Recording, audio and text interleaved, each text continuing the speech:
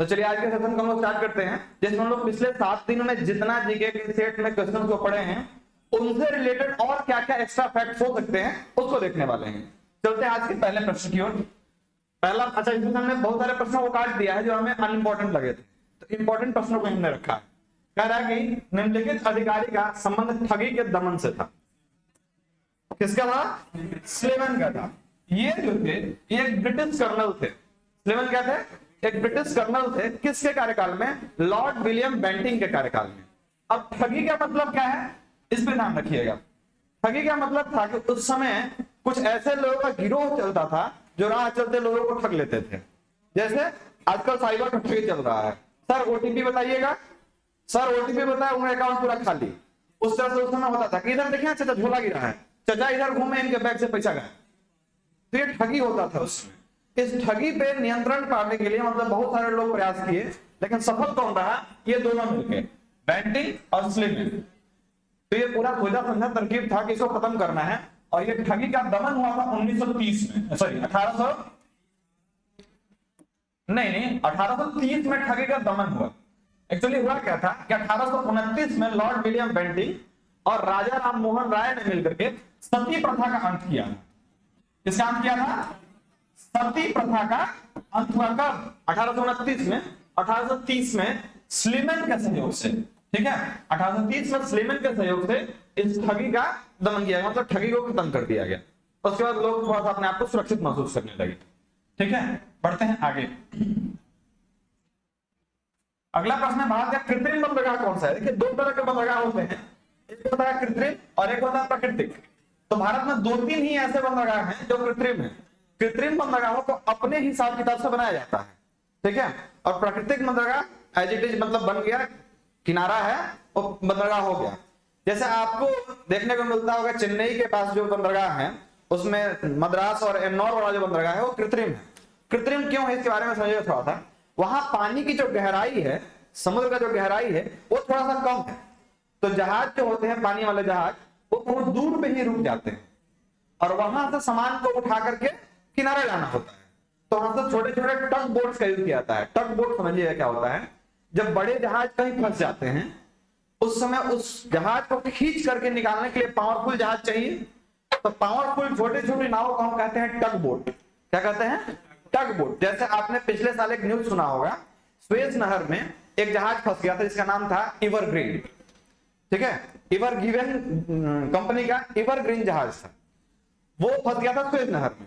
अब उसको निकालने में मतलब 50-50 टग बोट काम कर रही थी, लेकिन वो निकला कैसे? तो प्रकृति का असर हुआ। जिस समय आपका ये होता है अमावस की रात, तो उस दिन ज्वार भाटा आता है, तो जैसे ही ज्वार आया ना तो पानी ऊपर उठा, और पानी जब ऊपर उठा तो वो जहाज थोड़ा सा हिला और उसी टाइम उसको घुमा दिया गया। क्लियर? तो वो प्रकृति की वजह से फंसा भी था, मतलब हवा तेज हुआ इस कारण से थोड़ा सा किनारे होकर फंस गया था, क्योंकि स्वेज नहर की चौड़ाई कम है और जो जहाज बनाए जाते हैं वो उसी हिसाब से बनाए जाते हैं कि ताकि स्वेज और पनामा को आराम से पार कर सके। क्योंकि पनामा नहर जो है वो मैनमेड बनाया गया तरीके से कि इतना ऊंचा जाएगा, फिर पानी भरा जाएगा, फिर ऊपर जाया जाएगा, हाइड्रोलिक की तरह है, ठीक है। और स्वेज नहर उसकी चौड़ाई कम है, मतलब एक इधर से जाएगा तो दूसरा आएगा नहीं, एक को पार कराएंगे पहले, फिर बड़ा सा एक झील है बीच में दो, उसके अंदर जब डाल देंगे तब दूसरा उधर से लेके पार करेंगे। और उसको पार करने के लिए जो जहाज के ड्राइवर होते हैं, मतलब पायलट जो होते हैं, जो रेगुलर पायलट है, उनका यूज नहीं किया जाता है। स्वेज नहर के अधिकारी अपना पायलट वहां रखते हैं। जैसे ही आपका जहाज पहुंचा स्वेज में, वहां से उनके पायलट उस पर चढ़ेंगे और फिर वो भी पायलट जो है वो 3 पायलट चढ़ते हैं। एक पायलट ले जाएगा 50 किलोमीटर, फिर वो उतर जाएगा, फिर अगला चढ़ेगा, फिर उसको 50 किलोमीटर ले जाकर उतर जाएगा, क्योंकि वो लोग उसके लिए स्पेशलाइजेशन हासिल किए हुए हैं कि हम इतना दूर तक कैसे चलाएंगे, ठीक है। तो इस वजह से वो फंस गया था, हवा आया तेज, घूम के फंस गया, तो उसको रोकने का काम वहां पे किया गया था। तो यहाँ पे हमारा चेन्नई या मद्रास वाला जो है, और मुंबई में जिसका नाम है नहावासवा, एक्चुअली उसका नाम हो गया है जवाहरलाल नेहरू पोर्ट, ठीक है। ये दोनों हमारे कृत्रिम बंदरगाह है।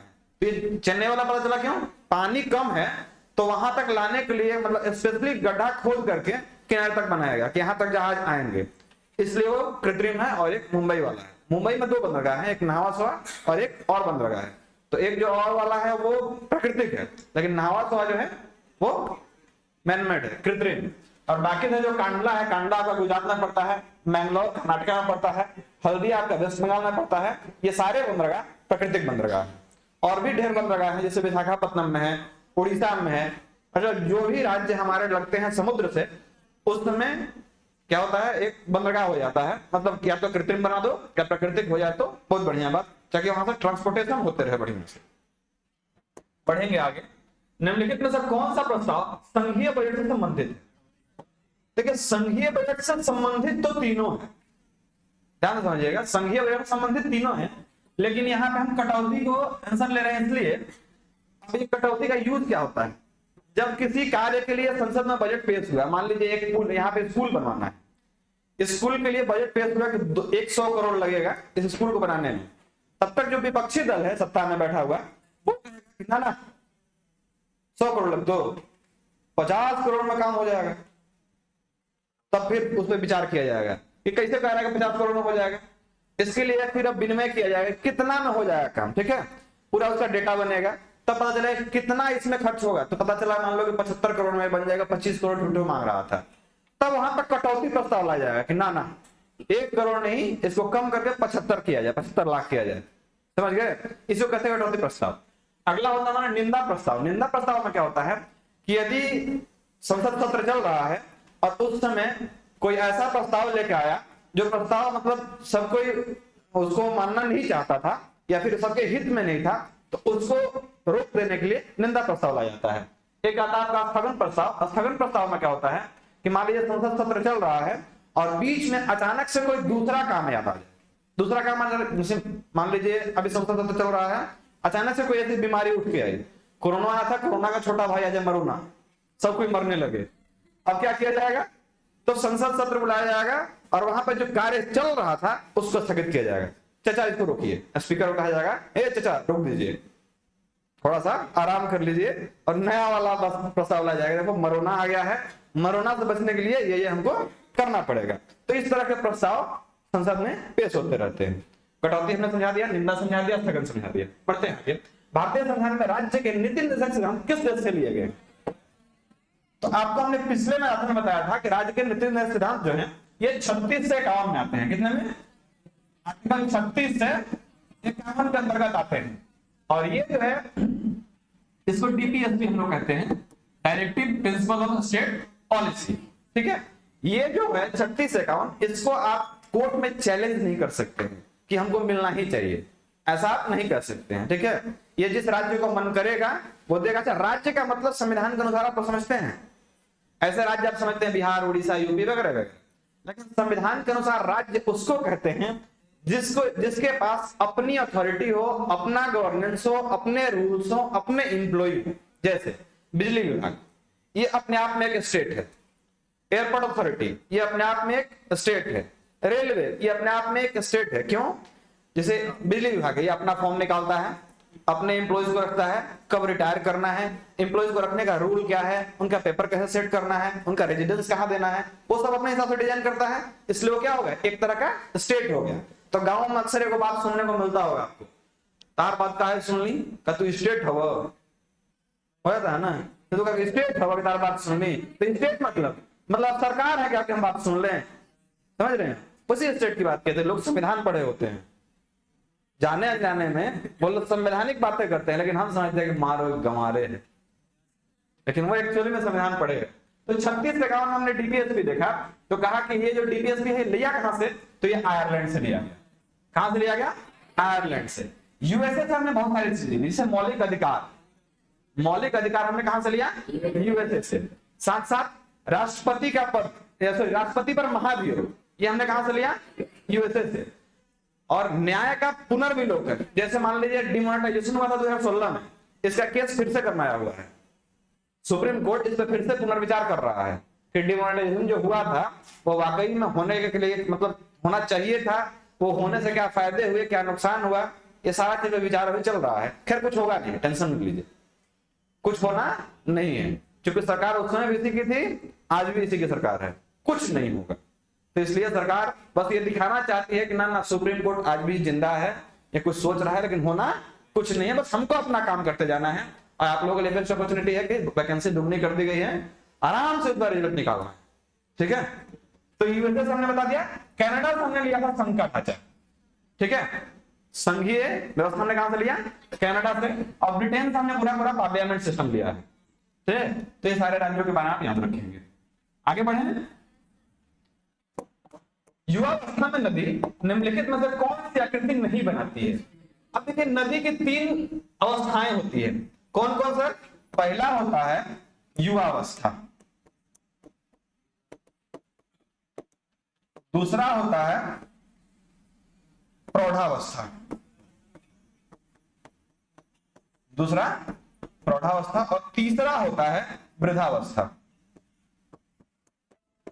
तीसरा क्या होता है, वृद्धावस्था। साउंड कम करे जैसे।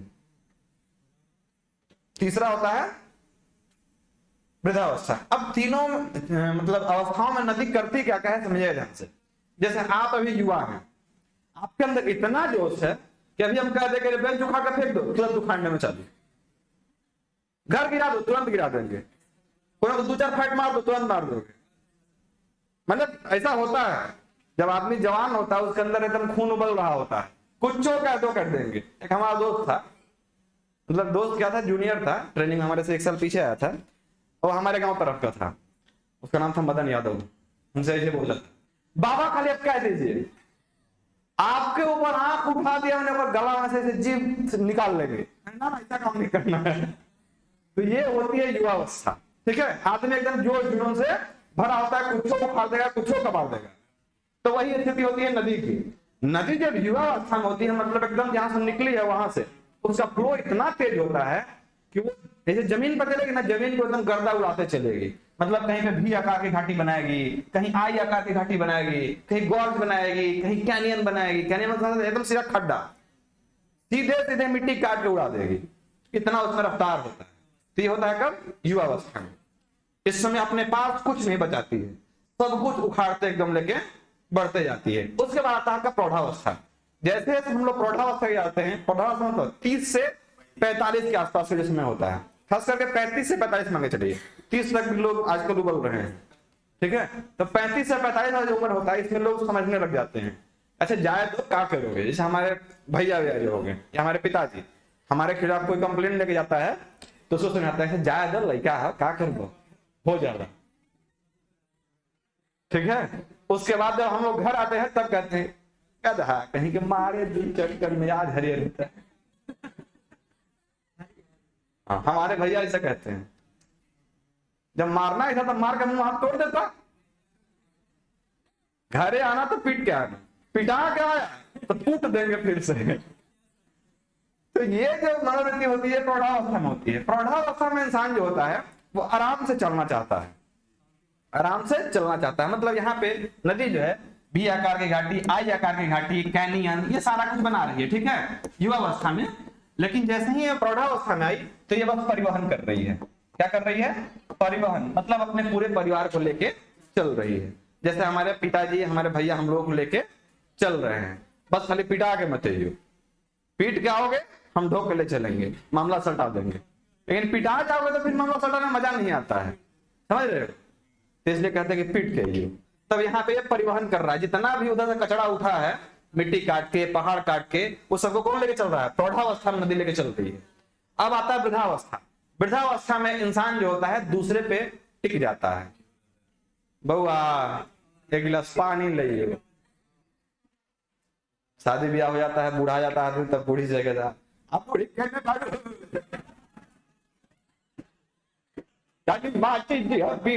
के बाद दूसरे पे टिक गया।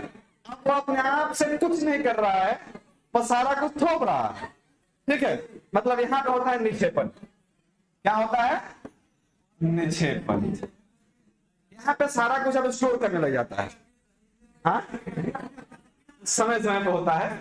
तो 3 अवस्थाएं हो गई यहाँ पे, कौन कौन, पहला युवा, दूसरा प्रौढ़ा, तीसरा वृद्धा। युवा अवस्था में सब कुछ उखाड़ते कबाड़ते, भी आकार की घाटी, आई आकार की घाटी, कैनियन, गॉर्ज, ये सारे सब जहां आएंगे समझ लीजिए कि सब उखाड़ कबाड़ हुआ है। और ये कब करेगी नदी, जब युवा रहेगी। युवा मतलब जैसे मान लो गंगा नदी के बारे में बात करिए, गंगोत्री से निकल रही है, तो जब वहां से निकलेगी तो लगभग उत्तराखंड में पूरा एकदम गर्दा मचाते रहेगी। वहां क्या रहेगा इसकी स्थिति? युवावस्था।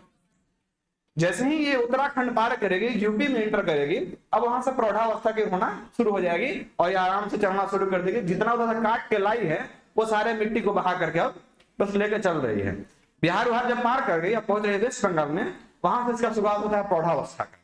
और वेस्ट बंगाल में जब आगे बढ़ गई, बांग्लादेश को पार करके जैसे ही गिरती है ये अपना नाम बदल के पद्मा, और जाके मिल जाती है वो जो आ रही है ब्रह्मपुत्रा मेघना के साथ, तब ये वहां सुंदर बन के डेल्टा का निर्माण कर रही है। कैसे? जितना मिट्टी इधर से ढो के ले गई वो सारा मिट्टी जमा कर दी। तो जमा करना मतलब निक्षेप करना। Clear concept? नदी क्या क्या कर सकती है? तो यहाँ आपसे प्रश्न था, युवा अवस्था में नदी में से कौन सी आकृति नहीं बनाती है? एस्चुअरी। अब बात यहाँ पे आता है दो तरह का चीज, एक होता है एस्चुअरी और दूसरा होता है डेल्टा। ध्यान से समझिएगा इसको, एस्चुअरी और डेल्टा ये क्या होता है, ये भी काफी इंपॉर्टेंट है। एक बार में आपका सारा कुछ क्लियर हो जाएगा। एस्चुअरी ये पहला और दूसरा होता है हमारा डेल्टा। ध्यान से समझिएगा, जितनी नदियां बंगाल के खाड़ी में गिर रही हैं, जाके जितनी नदियां बंगाल खाड़ी में गिर रही हैं वो सभी नदियां डेल्टा का निर्माण करती हैं। तो क्यों करती होंगी? क्योंकि वो लोग उत्तर भारत पार करके जा रही हैं, ठीक है, पूर्व की ओर, और इस तरफ का जितना भी चट्टान है या फिर जितना भी पर्वत है वो काफी नया बना हुआ है। यदि मिट्टी नया है तो उसको काटना थोड़ा सा मतलब आसान होता है, मुकाबले जो मिट्टी पुराना है एकदम जकड़ा हुआ, जैसे जो हमारा दक्षिण भारत का मैदान है विंध्याचल से ठीक नीचे, वो पूरा लावा से बना हुआ है और बहुत पुराना है, वो एकदम जकड़ के रखा है, उसको नदियों के पास औकात नहीं है काट के ढो के ले जाने का, तो वो लोग उसको ढो के ले नहीं जा पाती है। और उधर की जितनी नदियां हैं जैसे नर्मदा हो गई और भी जो नदियां हैं वो ताप्ती हो गई, वो सब जाके गिरती हैं वहां अरब सागर में, तो वो लोग कुछ काट के नहीं ले जाती हैं, बस सीधे सीधे जाके गिर जाती हैं, क्योंकि वो मिट्टी इतना हार्ड है कि उसको काट नहीं पाती हैं। लेकिन इधर लगातार काट रही होती है, जितना हिमालय से निकल के जा रही है, कहां तक? बंगाल के खाड़ी में। तो ये जो नदियां एस्चुअरी बना रही हैं ये सब कहां गिर रही हैं? अरब सागर की खाड़ी में, ठीक है। हाँ हाँ हाँ। और डेल्टा कहां बना रही हैं? जो बंगाल के खाड़ी में गिर रही हैं। क्लियर? तो ये दोनों चीज ध्यान रखिएगा, जब नदी गिरे कहां? बंगाल की खाड़ी तरफ, तो बनाएगी डेल्टा, और जितनी नदियां, दो तीन ही नदियां इधर मिलती हैं आपको, ठीक है, वो गिर रही हैं कहां? अरब सागर में, वो बनाती हैं एस्चुअरी। एस्चुअरी में मिट्टी का निक्षेपण कम होता है, ठीक है, सीधे से जाके गिर जाती है। और जो बनाती है डेल्टा वो अपने साथ बहुत सारा मिट्टी बहा के ले जाती है और जमा करते जाती है, जमा करते जाती है। बढ़िया, बढ़ते हैं आगे। तो एस्चुअरी नहीं बनाएगी, बाकी कैनियन बनाएगी, गॉर्ज बनाएगी, जलप्रपात बनाएगी, खड़े गिर जाएगी कोनो पहाड़ पर सीधे नीचे जलप्रपात। कई लोग नहाने जाते हैं, कई बार ऊपर से पूरा हदम हराते चला है, डूब के मर जाते हैं। रुधिर के किस घटक को हमारे शरीर की रक्षा कोशिका कहा जाता है? किसको कहते हैं? श्वेत रुधिराणु को, ठीक है। अब श्वेत रुधिराणु में एक मतलब ये होता है, एलिमेंट होता है, इसको बोलते हैं न्यूट्रोफिल। क्या बोलते हैं? न्यूट्रोफिल। ये न्यूट्रोफिल ही इसमें 60 से 70% होता है। कितना होता है? 60 से 70%। और यही जो है बाकी रोग जितने आप पे हमला कर रहे हैं, जैसे कोई बैक्टीरिया, कोई वायरस आपके ऊपर हमला, जैसे अभी ठंडा का दिन है, अभी इतने सारे वायरस जागृत हो गए होंगे कि तुरंत आपको सर्दी, खांसी, बुखार सब ला सकते हैं। और अक्सर आपके आसपास सबको देखते होंगे आप लोग, ये सब ढांस रहा है सुबह सुबह। खांसना मैंने आराम से और ढांसना मैंने पूरा हरे एकदम। और वो संबंध आवे तो एक कटोरा इसे निकाल के, अरे गांव में बूढ़ा लोग को देखते हैं बोरसी तापते रहेगा, अखाड़ कोई में फिर तोप देगा, फिर ताप रहा है आराम से। ये सब काम करते रहता है सर। तो श्वेत रुधिराणु में न्यूट्रोफिल जो होता है ये इस चीज को बचाता है कि ना ना ऐसा नहीं होना चाहिए, रोग आप पे अटैक नहीं करेगा, ठीक है। अच्छा एक सेकंड रुकिए। हेलो हेलो, हाँ सर।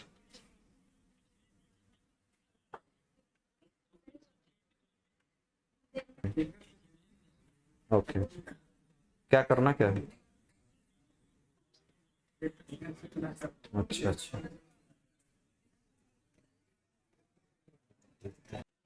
हाँ, तो हम कहाँ थे, बताए थे न्यूट्रोफिल होता है 60 से 70%, वही किसका काम करता है, रोगों से लड़ने की क्षमता को विकसित करता है। ठीक है, इसको हम कहते हैं श्वेत रुद्राणी को बॉडी का सोल्जर। क्या कहते हैं, बॉडी का सोल्जर। क्यों कहते हैं, क्योंकि ये किसी भी अटैक से हमारे बॉडी को बचाता है, कोई रोग हमें होने नहीं देता है। जिस किसी व्यक्ति में इस WBC की कमी हो जाती है, WBC को हम लोग लिम्फोसाइट्स भी कहते हैं।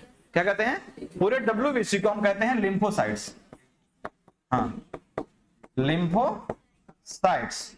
ठीक है, यदि इसकी कमी हो गई किसी के शरीर में तो उस पर बाहरी रोग जो है वो अटैक होना शुरू हो जाएंगे। जैसे यदि किसी व्यक्ति को एड्स हो जाए, जैसे ही उसको एड्स होगा उसमें WBC की संख्या कम होनी शुरू हो जाएगी।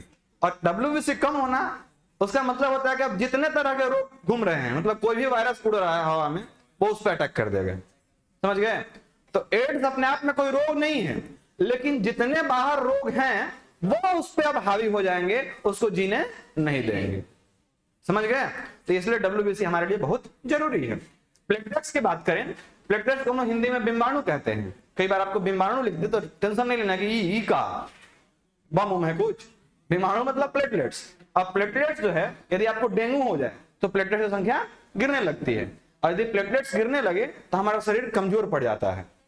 ठीक है, और कमजोर इस कदर पड़ता है कि सीढ़ियों में चढ़ने में थरथराए लगेगा, हाथ से पकड़ के चढ़ेगा। कई बच्चों को देखेंगे, या तो शरीर भारी हो जाए, कई को बैठे बैठे शरीर भारी रहता है, तो जहां खड़ा होगा तो आराम लेके खड़ा होगा, बैठेगा तो ऐसे धर के उठेगा। तो हुआ क्या, सड़क से उठो तो नहीं, अड़ के उठता है। तो समझ जाए उसके अंदर प्लेटलेट से कहीं ना कहीं कमी नजर आ रही है, तभी वो ऐसा कंडीशन में है। हाँ, टाइफाइड में वही कुछ होता है। लाल रुधिर कणिका जो होता है ये बनता कहाँ है, अस्थि मज्जा में, ये हमने पहले बताया था। अच्छा, मरता कहाँ है, देखो ये ऐसी चीज है लाल रुधिर कण, इसके अंदर लाइसोसोम नहीं होता। ठीक है, और लाइसोसोम जिसके अंदर नहीं है वो सेल मर नहीं सकते हैं। ध्यान से समझना, जिस सेल के अंदर लाइसोसोम होता है उस सेल को मरना मतलब आसान है, क्योंकि लाइसोसोम फटेगा और अपने आप को मार देगा। लेकिन ये जो है आरबीसी, इसके अंदर लाइसोसोम है नहीं, अब ये मरेगा कैसे? तो इसको मारने के लिए एक जगह है हमारे शरीर में बना है स्प्लीन, देखो कहते हैं प्लीहा। क्या कहते हैं, प्लीहा। उस प्लीहा में ये रक्त जब जाएगा वहीं पे इसको पकड़ ले जाएगा। अच्छा, 120 दिन हो गए लोग, थोड़ा मरना निश्चित है, मर। तो ये प्लीहा में मरता है। ठीक है, तो इसको ध्यान रखेंगे आप लोग। बढ़े आगे। अच्छा, प्लाज्मा जो होता है, ये रक्त का जो हमारा लिक्विड वाला पार्ट है ये होता है प्लाज्मा। तो रक्त का लिक्विड पार्ट लगभग 70% होता है, वो प्लाज्मा ही होता है। ठीक है, हाँ, पढ़ते हैं आगे। नरेंद्र मोदी ने किस राज्य में बल्क ड्रग पार्क की आधारशिला रखी है? ड्रग वाला ड्रग नहीं, छुट्टा वाला ड्रग नहीं, ये ड्रग है दवा वाला। ठीक है, तो ये ड्रग पार्क कहां उन्होंने खोला है? हिमाचल प्रदेश। अक्सर आप लोग कहीं पे न्यूज वगैरह सुनते होंगे तो आपको पता चलता होगा जालंधर, उधर चंडीगढ़, ये जो इलाका है इधर दवाइयों का मैन्युफैक्चरिंग काफी होता है। एक हमारे मित्र हैं जो गया में दवा की कंपनी चलाते हैं। ठीक है, अपना 10-15 को एमआर रखे हैं, उससे दवा हुआ सारे डॉक्टर्स को दे रहे हैं। और वो करते क्या है, दवा उनका बनता है हिमाचल प्रदेश में, वहां अपना बोतल और अपना स्टिकर उस पर लगवा देते हैं, बाकी दवा वहां फैक्ट्री में बन रही है और बेचा जा रहा है इधर लाके। ये लोगों कानो कान खबर नहीं कि बन कहाँ रहा है, लोग लगता है कि अपना कहीं कंपनी बैठेले है, लैब टेक्नीशियन रखे है, साइंटिस्ट कुछ रख ले होगा, दवा बनवा रहा है, लेकिन दवा कहाँ बन रहा है? हिमाचल प्रदेश में। तो उस तरफ बहुत ज्यादा इस चीज का मैन्युफैक्चरिंग हब है और वहीं पे बनाया गया बल्क ड्रग पार्क। देखो किसी भी चीज का यदि पार्क बनाया, जैसे टायर पार्क बनाया गया आसनसोल के आसपास, और भी कई चीजें बनाई जाती। पार्क का मतलब होता है कि एक ही चीज पे बहुत सारा जमावड़ा लगा देना।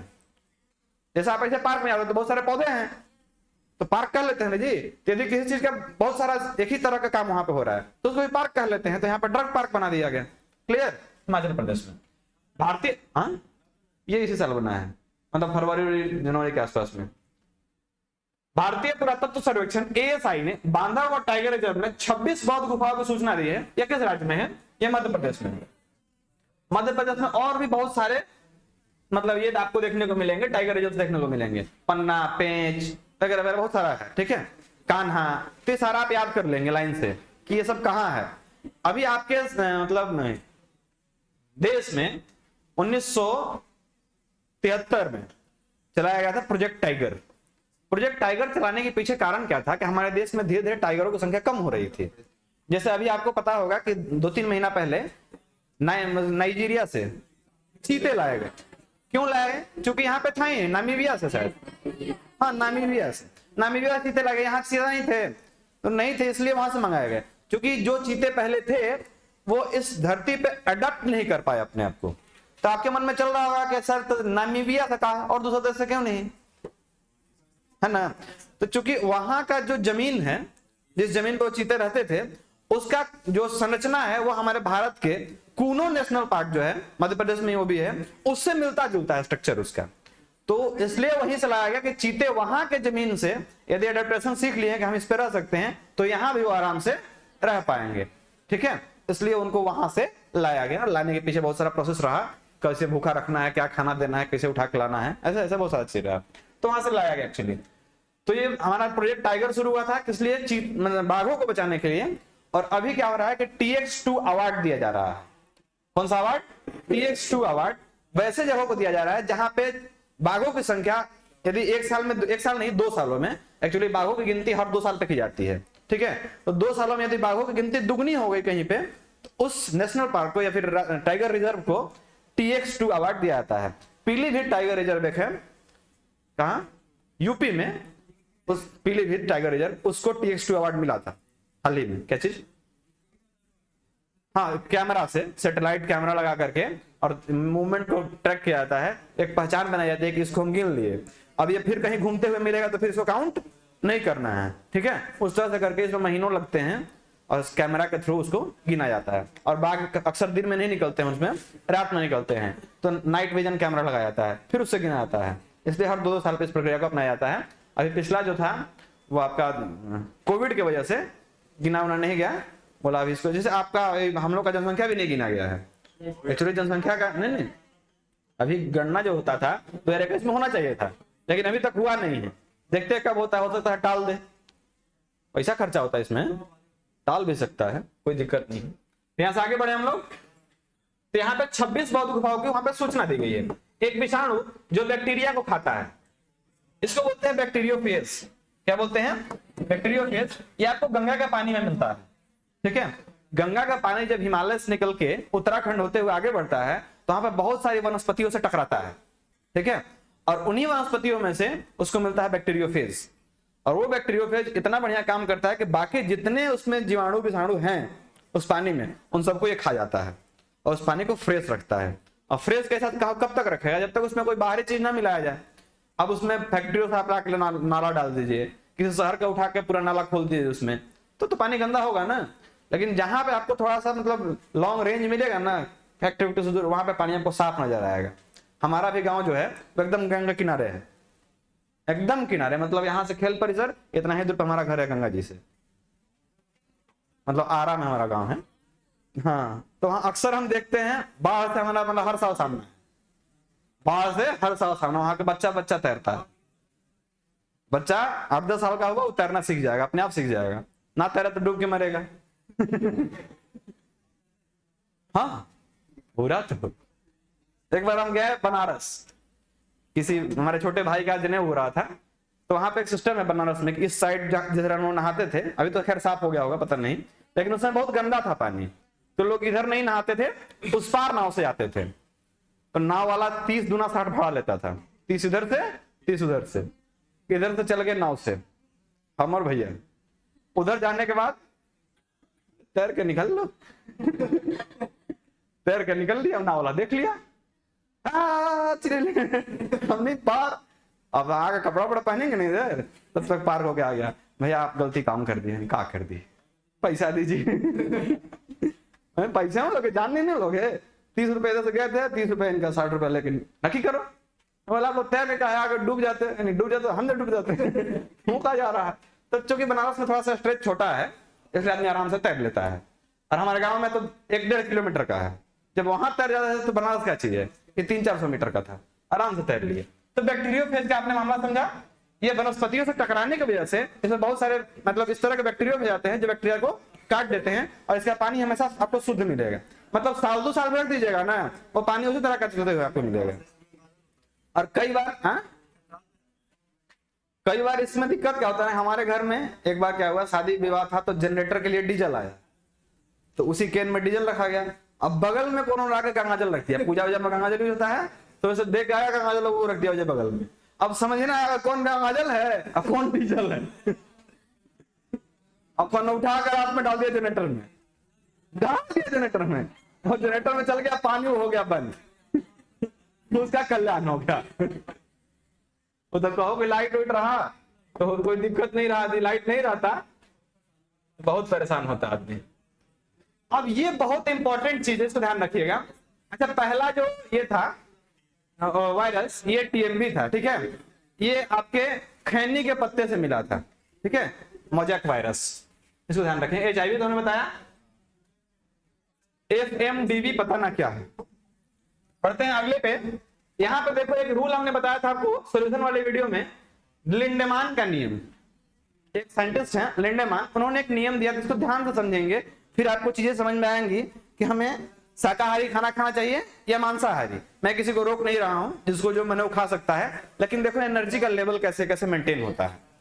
लिंडेमान ने कहा कि यदि हम किसी चीज को खाते हैं, किसी चीज को खाएं, चाहे आप मुर्गा खाएं चाहे आप चावल खाएं, उसमें जितनी एनर्जी है जिस चीज को आप खा रहे हैं, वो अपनी एनर्जी का 10% आगे ट्रांसफर करता है। कितना? मात्र 10%, ठीक है। और यदि आप उसके दूसरे स्तर में जाते हैं, जैसे मान लीजिए आप ये चावल का पौधा है या फिर गेहूं का छोटा सा पौधा है, उसको खाया खरगोश या फिर उसको खाया बकरी, तो जितना एनर्जी था उस चावल में, उसका 10% किसके पास आया? बकरी के पास। और बकरी के पास जितना एनर्जी है, क्योंकि उसी से 10% बनाई होगी वो पूरा एनर्जी, चावल का 10%, इस बकरी का पूरा 100% है। और इसके 100% में से आप बकरी को खा गए, तो आपको कितना मिला? 10%। मान लीजिए उस चावल के पौधे में 100 किलो कैलोरी ऊर्जा था। कितना था?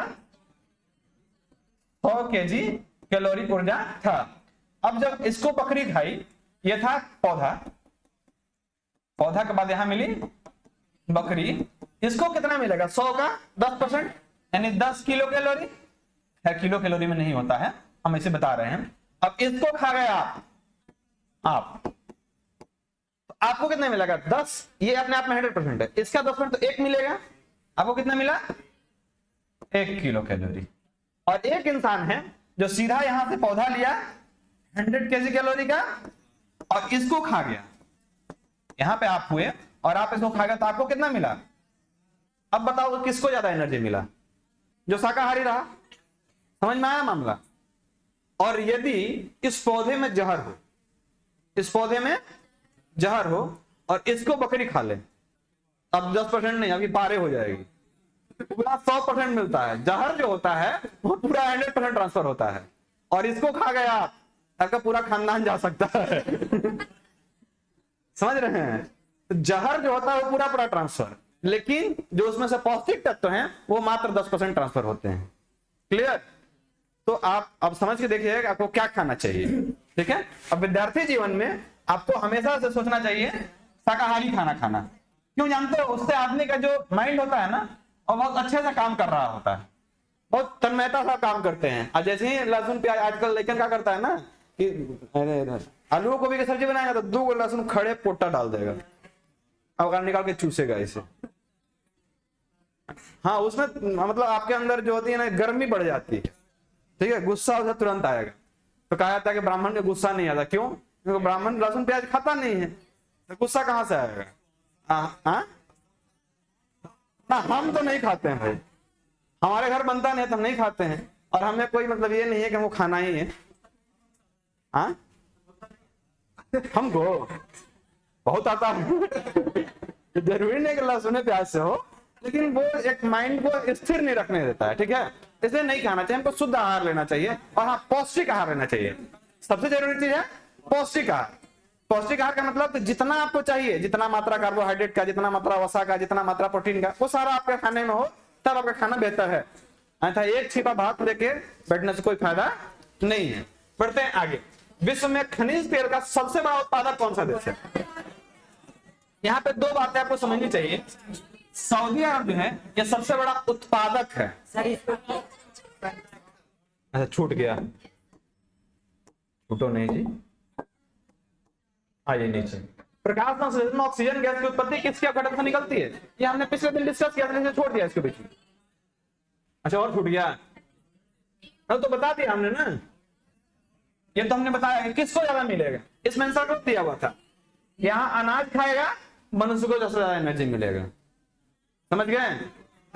आपके बुक में इसका आंसर गलत दिया हुआ था बाबू, इसलिए हमने इसको डिस्कस किया अभी कि सबसे ज्यादा एनर्जी किसको मिलेगा? जो पहले या दूसरे फेज में खाना खा जाए। तो देखो यहाँ पे मनुष्य है दूसरे फेज में, यहाँ पे मनुष्य तीसरे में चल जा रहा है, यहाँ पे तीसरे में, और यहाँ पे पांचवें छठे में। तो 100 का 10, 10 का 1, 1 का 0.1, 0.1 का 0.1 ज्यादा एनर्जी मिलेगा। यहाँ तो सबसे कम मिल रहा है और सबसे अधिक यहाँ मिल रहा है, क्योंकि 100 और उसका 10%। ठीक है, तो हम आंसर काहे मान लेंगे? अपना भी तो कुछ लॉजिक है ना, और हम पूरा साइंटिफिक तरीका आपको बताएं, आप मान लीजिए। आंसर पे मत जाइए, वो उसका काम है, और हम सॉल्यूशन देते हैं तो अपने हिसाब किताब से आंसर देते हैं। आप लोग सॉल्यूशन पे विश्वास किया है? जैसे कई बार होता है ना क्लास में आंसर मिलवाते समय, सर नहीं डी नहीं बी। हम कहते हैं कि नहीं, ये चीजें जो है ये किताब की भाषा है, हम इसको देखेंगे डी की बी, हम फिर बाद में बताते हैं। कई बार दूसरा आंसर सही हो जाता है, तो ये चीजों का आप ध्यान रखेंगे। तो आगे बढ़े ना अब। तो खनिज तेल का, अच्छा ये बता दें, ये तो पहले बताए हुए हैं कि जल अणु से बनता है। विश्व में खनिज तेल का सबसे बड़ा उत्पादक कौन सा है? सऊदी अरब। सऊदी अरब में उत्पादन सबसे अधिक होता है, लेकिन एक देश है वेनेजुएला, वहां पे स्टोरेज सबसे अधिक है। वेनेजुएला, वेनेजुएला आपका नॉर्थ अमेरिका में पड़ता है। जैसे आप पूरा एक ग्लोब लें, यहाँ पे आपका पड़ता है साउथ अमेरिका, जिसमें आपका इधर कनाडा, इधर अमेरिका, यहाँ पे मैक्सिको पड़ता है। उसके ठीक नीचे यहाँ पे जो है, यहाँ पे ब्राजील, पनामा वगैरह वगैरह पड़ता है, और यहाँ पे आपका वेनेजुएला पड़ता है। और इस वेनेजुएला में सबसे अधिक स्टोरेज है, लेकिन ये अमेरिका इस पर प्रतिबंध लगा के रखे हैं, ये चाचा निकालोगे नहीं। अब वहां पे स्थिति ऐसी है कि लोग एक एक झोला पैसा लेके जाते हैं और एक ब्रेड का पैकेट खरीद के लाते हैं। हाँ, एक झोला पैसा में एक ब्रेड का पैकेट, मतलब पैसे की कोई वैल्यूएशन ही नहीं है वहां। ठीक है, क्योंकि उनको फॉरेन ट्रेड करने नहीं दिया जा रहा है, लोग चोरी छुपे कुछ कुछ पैसा जुटाते हैं, उसी में अपना जैसे जैसे जीवन यापन कर रहे हैं। उनको पूरे मतलब ग्लोबल से काट दिया गया है। ये कह रहा है कि तुमको बाकी किसी देश से कोई मतलब नहीं है, चुपचाप अपने घर में रहो। समझ गए? मतलब एक चीज कहा था, नजरबंद कर देना, इसको वही करके रखा है। तो सबसे अधिक स्टोरेज कहाँ है? वेनेजुएला में। और सबसे अधिक उत्पादन कहां से किया जाता है? सऊदी अरब से। और सब कम उत्पादन में अब भारतों को ले सकते हो, ऐसा कोई लिमिट नहीं है। अब ऐसा कुछ है कि जहां पे कुछ हो ही नहीं है। अच्छा, सबसे अधिक प्राकृतिक गैस के बारे में बात करें तो रसिया से उत्पादित होता है, और रसिया से हम लोग भी खरीदते हैं प्राकृतिक गैस। जो एलपीजी आपके घर आता है वो रसिया से भी आता है, और हम लोग उससे इसलिए ज्यादा खरीदते हैं, हमारे यहाँ जो फर्टिलाइजर यूज होता है खेत में, खाद का कीमत यदि देखा जाए ओरिजिनल में, तो आपको कितना मिलता है? एक बोरा खाद जो पैक से आप उठाते हैं 450-500 में, लेकिन उसको बनाने का खर्चा जानते हैं 1200 से 1500 रुपया है। लेकिन सरकार कहती है कि नहीं, हम अपने किसानों को रियायत दर पे देंगे, तो सरकार उसमें आधा हिस्सा से ज्यादा वहन करती है, तब आपको देती है। तो हम लोग को लगता है कि सरकार हमारा खाता में सीधे पैसा डाले, ये खाद उद कोची, इस पर विश्वास नहीं होता है।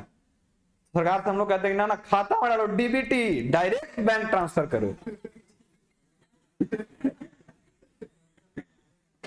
तब सरकार इस पर भी विचार करती है। कई बार किसानों को 6-6 हजार रुपया दे रही है ना जी, ये चीजें चल रही हैं। मतलब सबसे अधिक किसान है हमारे देश में, अब वोट लेना है किसान का, तो जो उसका माइंडसेट है उसके हिसाब से काम करना पड़ेगा। सरकार लगातार काम कर रही है, आपके हित में देखो काम कर रही है, जानती है कि आगे यही युवा जो हैं ये हमको वोट देंगे, और इनकी संख्या करोड़ों में है। यदि इनको खुश नहीं किए तब की सरकार जाना तय है। राहुल गांधी भारत जोड़ो यात्रा लेके चल रहे हैं, ये पूरा जोड़ले चल रहे हैं, तो उस बीच में कहीं ही सब जुड़ गया ना तो गड़बड़ा जाएगा। तो इसलिए नौकरी बांटने की प्रक्रिया स्टार्ट है, डबल नौकरी। इनमें से ज्वाइनिंग लो, फिर ना किस ज्वाइनिंग लो, लड़का कंफ्यूज है कि कौन ज्वाइनिंग है ये। तब कहा जाता है कि नहीं, ये कह रहा घर में टांगो, इसको लेके आओ ऑफिस में रिपोर्ट कर। बहुत तरह के खेल चल रहे हैं, मिटा दे इसको। अगले पेज पर बढ़ रहे हैं और कहता है कि विशेष आहरण अधिकार, एसटीआर की सुविधा किसमें है? देखो, एसटीआर की सुविधा देता है आईएमएफ। इसका मतलब ध्यान से समझेंगे, दो चीजें हैं, एक होता है आईएमएफ, एक होता है वर्ल्ड बैंक। दोनों की स्थापना होती है 1945 में। ठीक है, ध्यान से समझिएगा। एक सम्मेलन हुआ, ब्रेटन वुड्स सम्मेलन। ठीक है, ब्रेटन वुड्स सम्मेलन, उसमें यह फैसला लिया गया कि एक पेरेंट संस्था स्थापित किया जिसका नाम होगा IBRD। क्या नाम होगा? IBRD, international bank for restructuring and development. क्या नाम रहा? International bank for restructuring and development, IBRD। अब जब पापा हो गए, ये पापा हुए IBRD, अब इनके दो बच्चे हुए, कौन कौन? वर्ल्ड बैंक और IMF। वर्ल्ड बैंक और IMF, इन दोनों का काम समझ के रखिए। दोनों हर देश को पैसा देते हैं, लेकिन किस कंडीशन में देते हैं ध्यान से समझिएगा। जब कोई देश डेवलपिंग स्थिति में होता है, जैसे हम अपने ऊपर एक एग्जांपल लें, मान लीजिए आपके पिताजी के दो बच्चे, एगो का सरकारी नौकरी हो गया, एगो बेरोजगार घूम रहा है। हम लोग, एगो हमारा भाई सरकारी नौकरी कर रहा है, यदि उसको जमीन खरीदना होगा तब कहेगा पापा से, यदि पापा भी नौकरी कर रहे होंगे तो उनसे कहेगा पापा 5 लाख घट रहा है, जमीन खरीद लेते हैं। तो उनको पड़ाक से ऐसे निकाल के देंगे, ये ले 5 लाख। अब मांगे होंगे नहीं, जानते हैं कि लड़का काबिल है, दे देगा, और नहीं हो तो ज्यादा बेटे ने है, मुर्दा पे 5 मन चाहे 50 मन आएगा, तो यही तो 5 लाख उसको दे दिए। हम जो बेरोजगार हैं, हमको देगा IMF, कहेगा ना ना तोरा पैसा देंगे लेकिन तो करके दिखाओ। मतलब हम पैसा से कहेंगे पापा हमरा गया रहना है, रूम का खर्चा है, इस समय पैसा लगेगा, तो ठीक है तोरा हर महीने देंगे, लेकिन हम देखते रहेंगे कि तू कितना कितना खर्चा किया। पूरा लिखना कि 2 रुपया का सलाई, 3 रुपया का सोयाबीन, सब लिख के लाना, हम जोड़ेंगे कि तोर महीना में कितना खर्चा है, और जहां गड़बड़ लगा मुझे रोक देंगे। तो ये करता है IMF। IMF क्या कहता है कि हर किसी देश को कहता है कि तुमको डेवलप करना है ना भाई, हम तुमको पैसा दे रहे हैं, लेकिन तुम्हारा पूरा रिपोर्ट हम बना के रखेंगे, तुम कहां कितना रुपया खर्चा किया, यदि गलत किया तो काहे किया, उसी दिन बंद कर देंगे। समझ गए? तो ये करता है IMF। और छुच्छे पैसा दे देना है, ले हरा के, वो करता है वर्ल्ड बैंक। पैसा देने का काम दोनों का। इतना आसान तुमको IMF और वर्ल्ड बैंक का काम कोई नहीं समझाएगा, बस ध्यान रखना कि जब छुच्छे दे देना हो, ले जो, तो वो वर्ल्ड बैंक। और जब धीरे धीरे एकदम नाप जोख के कितना, कैसे, कब, कहां, इतना क्वेश्चन करने के बाद IMF। क्लियर? तभी पाकिस्तान गिड़ा रहा था IMF से, चाचा दे दो, अब डूब जाएंगे, श्रीलंका डूब गया, हम वो डूब जाएंगे। कहा IMF, IMF के पास कोई दिल नहीं है, इसके पास कोई दिल नहीं है, ये बस दिमाग से सोचता है। जो लोग दिल से सोचते हैं वो अक्सर परेशान हो जाते हैं। दिमाग से सोचने वाले परेशान, तो सीधा दिमाग से सोचता है, अच्छा तू टेररिस्ट को फंडिंग करेगा तो इतना पैसा तुम्हारा टेररिस्ट में जाएगा, और इससे तू इन्होंने बम मरवाएगा अपने देश में, तो तुमको ही नहीं मिलना चाहिए। हाँ वो गधा अपनों तो मरवा लेता है बम, ये दिखाने के चक्कर में। जैसे एक सूजी आदि थी, उसका नाम है FTA, ठीक है। FTA एक संस्था है, वो क्या करता है कि वो ऐसे देशों का एक लिस्ट जारी करता है जो देश टेरर फंडिंग कर रहे होते हैं और गलत तरीके से पैसे को इधर उधर कर रहे होते हैं, उनका एक लिस्ट जारी होता है। उसमें इसका अक्सर नाम मिलता है, और उसका हर 2 साल पे एक बार रिवाइज लिस्ट आता है। उसमें 2 तरह के लिस्ट होता है, ग्रे लिस्ट होता है, एक ब्लैक लिस्ट होता है। जो देश ग्रे लिस्ट में है उसको IMF से पैसा मिलने का थोड़ा बहुत चांस होता है, क्योंकि IMF भी उसका ही डाटा उठाता है। और जैसे ही तुमको ग्रे से उठा के ब्लैक में डाला, तो IMF के पास से ब्लॉक, तोरा पैसा ना मिल तो तू काम गड़बड़ा रहा है। तो सब कुछ सोचता है कि हम वहां से निकल के रहे। तो पाकिस्तान उस ग्रे लिस्ट से ब्लैक लिस्ट से बचने के लिए, ग्रे लिस्ट में है, वहां से ब्लैक लिस्ट में जाने से बचने के लिए अपने देश में 2 बम मरवा देता है, और 2 बम मरवा के 5 को गिरफ्तार करके जेल में डाल देता है। और तब दिखाता है, देखो 5 आतंकवादी पकड़ के जेल में डाल दिया, अब क्या डाले, यही था जो इंडिया में बम मारा था, एक देखो बंद कर दिए। तब मतलब जो लोग दिल से सोचते हैं उनको लगता है कि चलो बंद किया ना, एक ग्रे लिस्ट में रह दो, ग्रे से उठा के ब्लैक में मत डालो। और ये हर 2 साल पैसा काम करता है।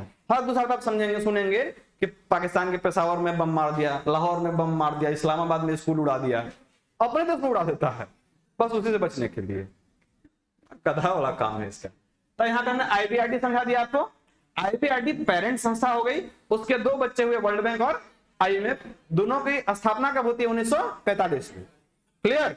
बढ़ते हैं आगे। तो यहाँ पे SDR का सुविधा जो है वो कौन देता है? IMF। इसी को कहते हैं विशेष आहरण अधिकार। मतलब यदि आपको जरूरत है विशेष रूप से किसी काम को करने के लिए, हम आपको समझ बूझ के पैसा देंगे। क्लियर? बढ़ते हैं आगे। हाँ, अरे हर देश अपना अपना कुछ जमा पूंजी वहां पे रखता है, हमारे पास इतना अधिक है इसको रखो, और 2 तो इससे पैसा लेना, मतलब लोन के रूप में दिया जाता है, बहुत कम अमाउंट, मतलब बहुत कम रेट रहता है इंटरेस्ट 0.01 रुपया पर इसे करके, समझ गए। तो हर देश के लिए देना आसान होता है तो आराम से दे देता है, ये चीजें होती है। क्योंकि हर देश का सदस्य है, 194 देश लगभग उससे सदस्य हैं। अपने सदस्य जो हो गया मतलब हमारे परिवार का हिस्सा है। तो अपने भाई को यदि कमी होगी तो हम देंगे ना, भाई को कमी होगी तो देंगे, वही काम वहां पर होता है। लेकिन वहां पे कहता है कि ना भाई तुम ले रहे हो तो इसका कुछ हमको अमाउंट अलग से देना, 100 रुपया दे तुमको 101 रुपया लौटाना होगा इतने दिन में। ये बस नियम होता है, बहुत कम अमाउंट मतलब देना होता है इंटरेस्ट के रूप में। इंसुलिन हार्मोन का उत्पादन कहां होता है, बहुत आसान प्रश्न है, इसका जवाब सबसे चाहेंगे पैंक्रियाज के बीटा सेल से। अब पैंक्रियाज के अंदर एक जगह होता है, इसको बोलते हैं आइलेट्स ऑफ लैंगरहैंस। क्या बोलते हैं? आइलेट्स ऑफ लैंगरहैंस, यानी कि लैंगरहैंस की द्वीपिकाएं, ठीक है। और उस द्वीपिकाओं में 3 तरह के सेल होते हैं, अल्फा, बीटा और गामा, जिसमें से बीटा सेल से निकलता है इंसुलिन। यदि आपके शरीर में इंसुलिन की कमी हो जाए तो आपको होता है डायबिटीज, ठीक है। तो किसी चीज की कहीं पे कमी हो जाती है उसको कहते हैं हाइपो, उसके लिए एक टर्म यूज करते हैं हाइपो। यदि किसी चीज की अधिकता हो गई तो उसको कहते हैं हाइपर, ठीक है। जैसे आपको अचानक से बेचैनी हो जाए तो कहते हैं हाइपरटेंशन हो गया, ठीक है। और जब अचानक शिथिल पड़ जाए हाइपोटेंशन, ठीक है। उस तरह से यदि आपको बुखार ज्यादा तेज हो जाए तो कहते हैं हाइपोथर्मिया हो गया, सॉरी हाइपरथर्मिया, मतलब बुखार तेज है 98.6 डिग्री सेल्सियस से यदि अधिक हो जाए तो हाइपरथर्मिया। और किसी को कोल्ड सिकनेस होता है, मतलब एकदम ठंडा हो जाएगा शरीर, जैसे सांप काट ले तो शरीर ठंडा पड़ जाता है, तब उसको बोलते हैं क्या? हाइपोथर्मिया होना। समझ गए मामला? चलिए बढ़ते हैं। तो लैंगरहैंस की द्वीपिकाओं में बीटा सेल में इसका उत्पादन हो रहा है। ग्रीन हाउस प्रभाव किन गैसों के कारण होता है? एक कार्बन डाइऑक्साइड, NO2 यानी कि नाइट्रोजन डाइऑक्साइड, CFC यानी क्लोरोफ्लोरोकार्बन, ये सब वजह बनाता है किसका? ग्रीन हाउस इफेक्ट का। ग्रीन हाउस इफेक्ट एक्चुअली होता क्या है कि ये सारी गैसें आपस में मिल करके एक छतरी का निर्माण कर देती है। छतरी मतलब ऐसे खोले वाला छाता नहीं, एक तरह का एक लेयर बना देती है पूरे वायुमंडल में। और उस लेयर की वजह से होता क्या है कि जो यहां से मतलब ऊपर से सूर्य का किरण आया, पृथ्वी पर टकराया, टकराने के बाद जब वापस लौटता है, रेडिएशन होता है, उसको ये ट्रैप कर लेती है, मतलब वापस जाने ही नहीं देती है, नीचे ही रोक के रख लेती हैं। इस वजह से हमारा जो पूरा पृथ्वी है इसका धीरे धीरे तापमान बढ़ रहा है। और ये तापमान बढ़ने का बहुत बुरा असर आपको देखने को भविष्य में मिलेगा। जैसा अभी मिल रहा है क्या कि धीरे धीरे कई देशों के बारे में आप सुनते होंगे कि उसका जो देश है वो डूबने जा रहा है, अगले 10 सालों में डूब जाएगा। जैसे भारत के 30 सिटीज ऐसे हैं, गूगल ने बताया है कि 30 गो ऐसा सिटी है जो आने वाले भविष्य में 2050 तक पानी में समा जाएगा। उसमें एक मुंबई भी है, चेन्नई भी है, ठीक है। इन सब सिटीज में पानी घुस जाएगा। क्यों? क्योंकि धीरे धीरे समुद्र का लेयर उठ रहा है। हाँ, धीरे धीरे समुद्र का लेयर उठ रहा है। नहीं, एक्चुअली हो क्या रहा है कि जो हिमानियां हैं, मतलब बहुत बड़े बड़े ग्लेशियर हैं, वो ग्लोबल वार्मिंग की वजह से धीरे धीरे पिघल रहे हैं। पिघलने से नदियों में पानी ज्यादा आ रहा है, वो जाकर कहाँ जमा हो रहा है?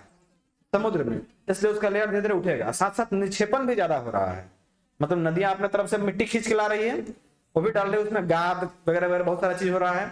इस वजह से उसका लेयर धीरे धीरे उठ रहा है। अब आप मुंबई को समझो, मुंबई को 7 टापुओं का नगर कहा जाता है। टापू कहीं लिखता है जी? जितना मुंबई का कचरा निकला पिछले 100 वर्षों में सब उठा के वही टाप दिया। अब वो टापू को मिलाकर पूरा भरखरे जमीन बना दिया, सब वगैरह बाउंड्री घर बना के निश्चिंत हो गया। आखिर उतना जमीन था तो उसका पनिया कहाँ गया? कुछ तो ऊपर उठेगा, और पानी से आ रहा तो लगातार जब पानी उठेगा तो उस शहर को डूबना तय है, ठीक है। तो इंडोनेशिया की राजधानी जकार्ता अपने राजधानी को ट्रांसफर कर लिया, और जकार्ता में अभी ऑफिस चल रहा है, लेकिन वो एक द्वीप है किलिमंतान द्वीप, उस पर जाकर अपने राजधानी को बना रहा है। वहां पे बाकी जितने ऑफिस होते हैं, जैसे विधानसभा, विधान परिषद वगैरह सब होता है ना, तो सारा कुछ वहां बनवा रहा है कि हमको 2-4 सालों में यहाँ से उठा के वहां चल जाना, क्योंकि ये डूबेगा और डूबना निश्चित है, ठीक है। तो किस वजह से डूब रहा है? ग्लोबल वार्मिंग की वजह से। समझ में आया? बढ़ते हैं आगे। लौह पुरुष के नाम से किसको जाना जाता है? सब जानते होंगे, सरदार वल्लभ भाई पटेल। सरदार वल्लभ भाई पटेल लौह पुरुष कहते क्यों हैं? लोहा के थे, कुछ तो बात होगा, लोहा वो तोड़ देते होंगे, ऐसा नहीं। देखो ये करते क्या थे कि ये भारत में 550 से अधिक देसी रियासतें थी, मतलब अलग अलग जहां राजा हुआ करते थे अपना अपना क्षेत्र बना के, उन सबको एक करके संपूर्ण एकजुट भारत बनाने का श्रेय जाता है वल्लभ भाई पटेल को। ठीक है, इसीलिए इनको लौह पुरुष भी कहते हैं। सबको जोड़ दिए। यदि ये नहीं होते उस समय तो आज भारत में 2-4 को राजा इन्ने मुंह चुरा के भाग रहा होता है, इन्ने हो रहा होता, समझ नहीं आता कौन किधर जा रहा है। इसी में वो थे राजा हरि सिंह। जब पूरा भारत को जोड़ा जा रहा था तो ये कश्मीर के राजा थे, इनके अंदर अलग जुनून था ना, हम ना मिले, हम चले। और जब ये चलने लगे अकेले में, बाकी देश समेटा गया, ये अकेले हो गए, तो पाकिस्तान ने धावा बोल दिया, मारे ये अकेले घूम रहा है। देखो जूनागढ़ का राजा था, हाँ, हैदराबाद के पास। ये गधा है, कहानी सुनो। जब कहा गया कि अरे मिल लो इंडिया में, तो बोला कि ना, पब्लिक से पूछो, रेफरेंडम करो। रेफरेंडम बोलते हैं पब्लिक से पूछना, पब्लिक से पूछो कि लोग मिलना चाहता है कि नहीं। तो वोटिंग कराया गया, तो पब्लिक बोला कि हम मिलना चाहते हैं। तो क्या बोला कि तब तुम लिख दे कि हम मिल रहे हैं। बोला ना, हम ना लिखेंगे। तब तक वहां पर ऑपरेशन पोलो चला दिया गया, समझ गए। पुलिस के वेश में आर्मी को उतार दिया गया, लगा डंट चलने। जिनने देखो मार पीट के दम गर्दम चले था। उसी बीच में जो राजा था वहां का, वो अपने, हाँ निजाम, वो अपने अद्दू को अपना कुत्ता के लेके भागे, अपन बीवी छोड़ दिया। मैंने अपन बीवी से ज्यादा प्रेम वो कुत्ता से करता था। वो कहा लेके उड़ गया अपना, मैंने छोड़ दिया अपनी बीवी के। फिर उसको मिला जुला के काम आगे बढ़ाया गया। तो बढ़ते हैं, यहाँ लौह पुरुष कहते हैं सरदार वल्लभ भाई पटेल को। और 3 लोग और फेमस थे, लाल, बाल और पाल। लाला लाजपत राय, बाल गंगाधर तिलक और बिपिन चंद्र पाल। अच्छा, लाला लाजपत राय का एक और नाम था, कुछ उपनाम था, आपको याद आ रहा है? पंजाब केसरी, हाँ पंजाब केसरी, बंगाल केसरी नहीं, पंजाब केसरी, ठीक है। तो याद रखेंगे। राजपूत वंश का महान शासक कौन था? तृतीय, गोविंद तृतीय। राजपूत वंश को श्रेय जाता है, जो एलोरा की गुफाएं हैं उसमें जो कैलाश मंदिर है, वो कैलाश मंदिर बनवाने का श्रेय जाता है राजपूतों को, ठीक है। राजपूत की राजधानी थी मान्यखेत, राजपूत की राजधानी मान्यखेत, तो उनको श्रेय जाता है किसका? मतलब नहीं, गोविंद तृतीय को नहीं, ये गोविंद तृतीय को एक यात्री आया था, ठीक है, शायद वो ईरान या कहीं से आया था। तो वो अपने एक बुक में लिखा था कि सबसे बढ़िया यही राज्य है और ये राजा इसके महान शासक रहे हैं, ठीक है। तभी वहां से क्वेश्चन उठा। बढ़े आगे। भारत में दल रहित लोकतंत्र का प्रस्ताव किसने रखा था? ये रखा था, कौन सा? छूट गया। अभिनव भारत संस्था के संस्थापक कौन थे? ये थे वीर सावरकर, ठीक है, वीर सावरकर।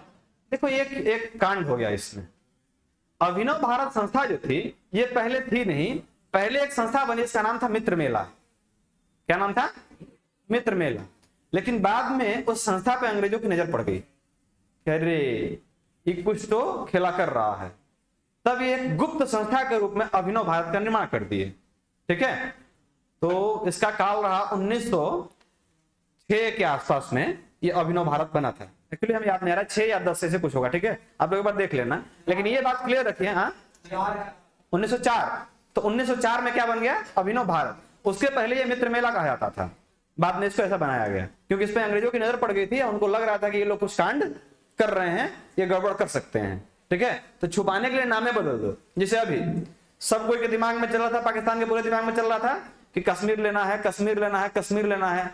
इंडिया नामे चेंज कर दिया, बांट दिया। एक वो जम्मू हो गया, एक वो लद्दाख हो गया। अगला जो समिट है G20 का, वो कह रहा है कि एजे करवाएंगे जम्मू कश्मीर में। मतलब पूरे जो वर्ल्ड के टॉप लीडर्स उनको बुलाएंगे जम्मू कश्मीर में। और तब तुम कहो कि हमारा जम्मू कश्मीर चाहिए, कश्मीर चाहिए। हम कहेंगे कश्मीर कहीं है, ये नहीं है, तो जम्मू है, देखो नाम जम्मू है, कश्मीर कहां? कश्मीर है ये नहीं है, तो हम देंगे क्या करा, लेंगे क्या करा? जो है फंसा हुआ वो है, वो हमारा दो। लेकिन इधर कुछ है ये नहीं है, ये तो हमारा है। नामे बदल दिया सीधा। हम लोग भी ऐसा करते हैं अक्सर। मोबाइल में नंबर सेव करता है कैसे? पापा, फोन किसी और कहा, पापा लिखल रहता है। खड़े रखा लगा घर में, खड़े घर में रख देगा फोन, आएगा तो कहीं पापे देख लेता है, एक कौन पापा रे?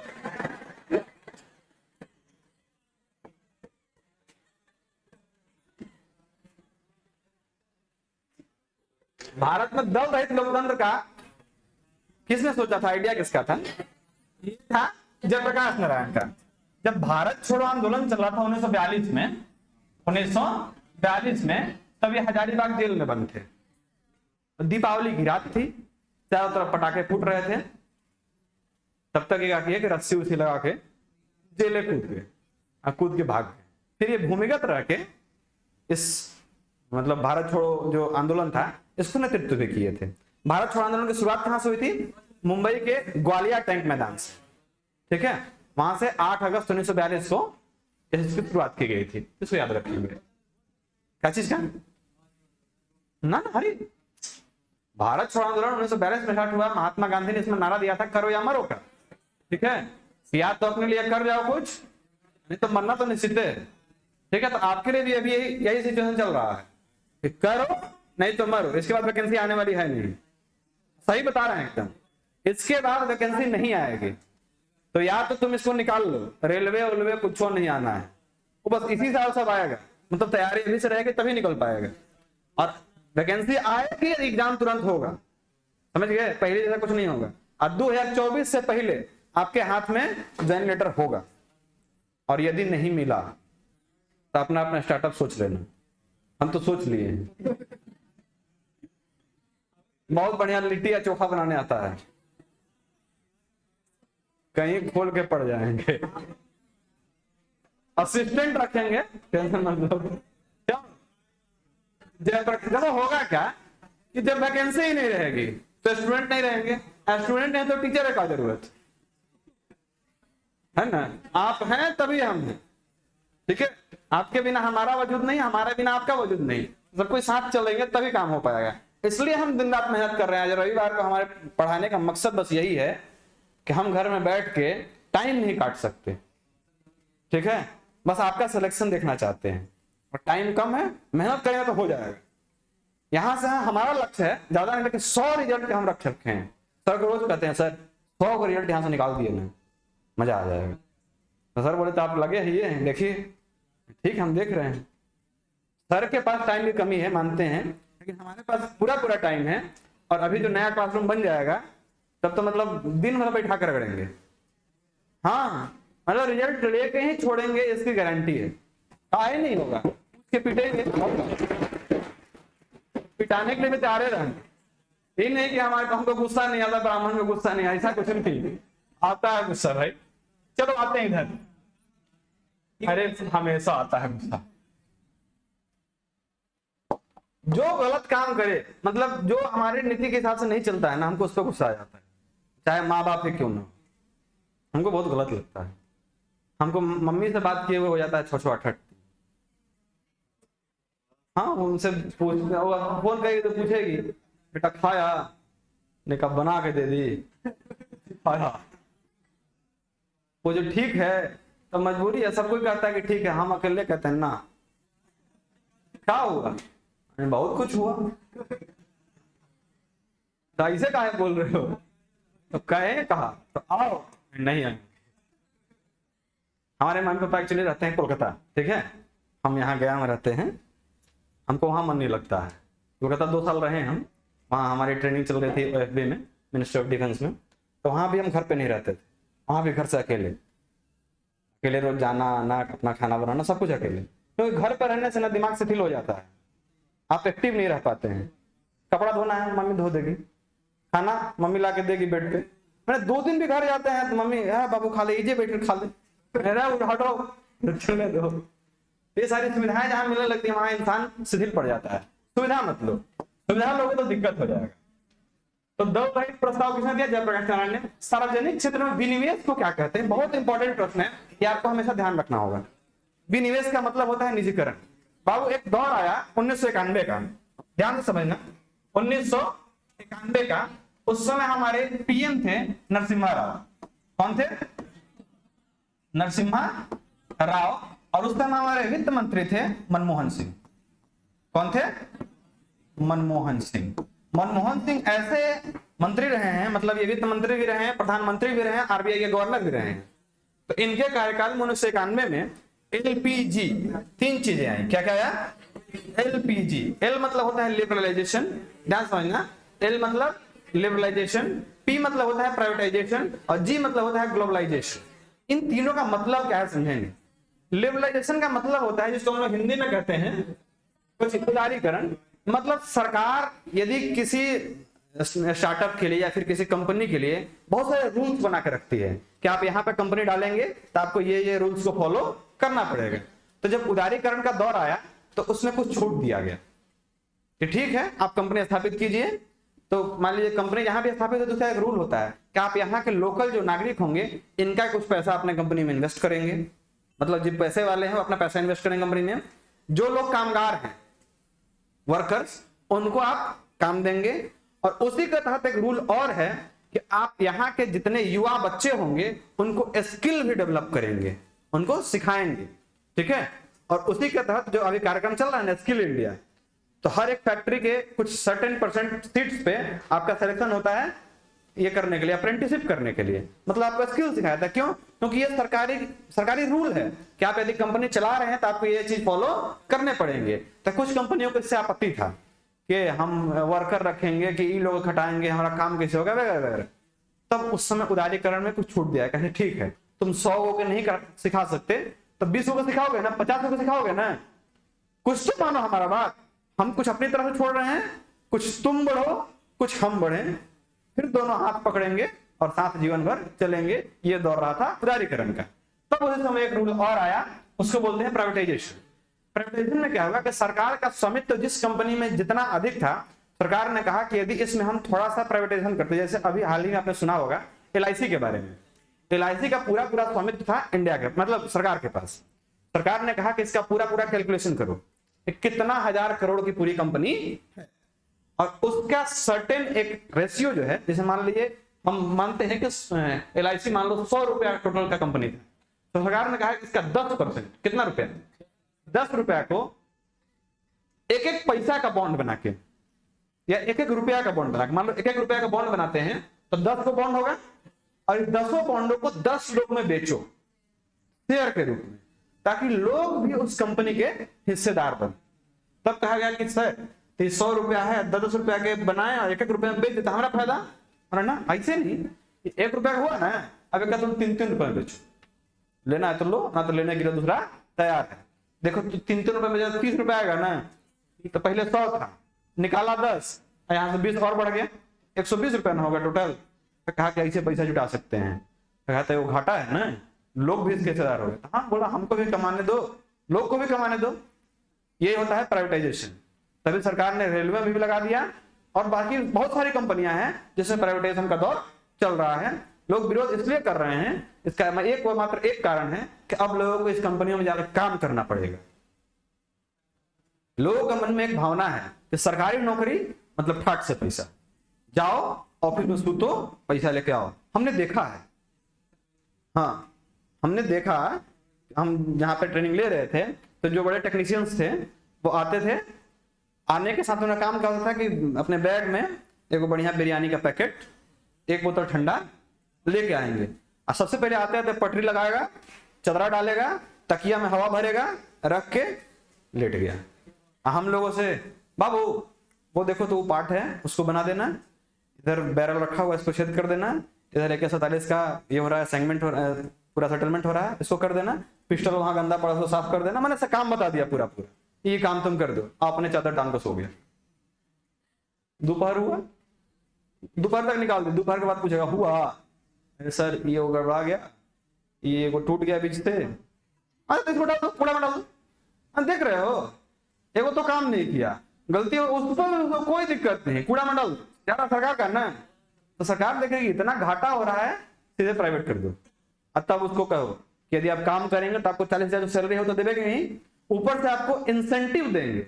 इंसेंटिव का मतलब आप जितना ज्यादा काम करेंगे उससे जो फायदा होगा उसका सर्टेन % भी आपको देंगे। तब आपको लगेगा कि अरे दिन भर में 100 को काम किए, 150 किए होते तो 50 रुपए और आता अधिक, समझ रहे हो? तब लोग ज्यादा काम करेगा, इसलिए प्राइवेटाइजेशन जरूरी हुआ।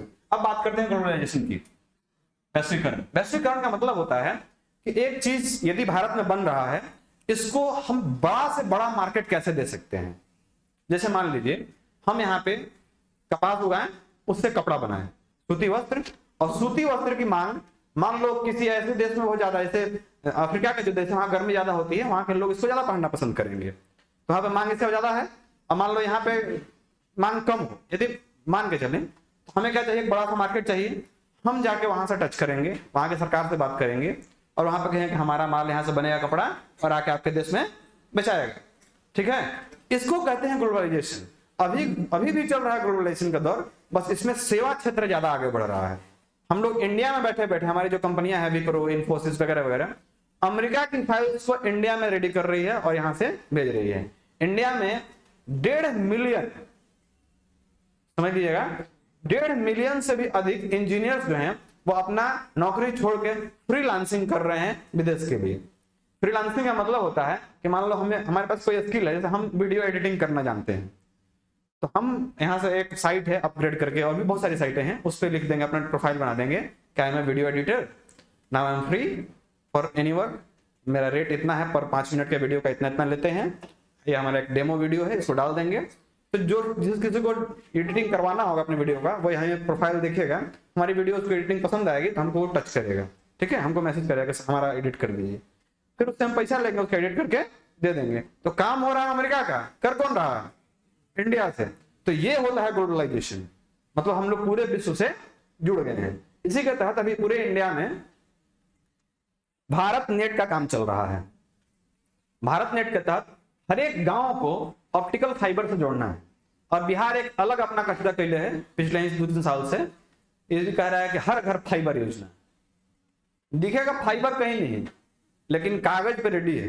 हर घर फाइबर योजना बिहार में क्रियान्वित एकदम चल रही है। बीपीएससी 66 3 साल पहले पूछ भी लिया, निपटा दिया कि हर घर फाइबर योजना कहां बिहार में, कहीं दिखा जी? आपको सब अलग अलग गांवों से, कहीं नहीं दिखा। लेकिन अभी हमने कल परसों एक न्यूज पढ़ा, हमारे गांव की तरफ एक ब्लॉक है, नाम है अज्ञान। वो भारत का पहला ऐसा ब्लॉक है जहां पे भारत नेट परियोजना के तहत 5G लगाया गया। सभी पंचायतों में 17 पंचायतें हैं। वहां के एक दोस्त को फोन किए, कहो तेरा गाँव में तो लग गई 5G, तो हरा हरा वीडियो चलत है,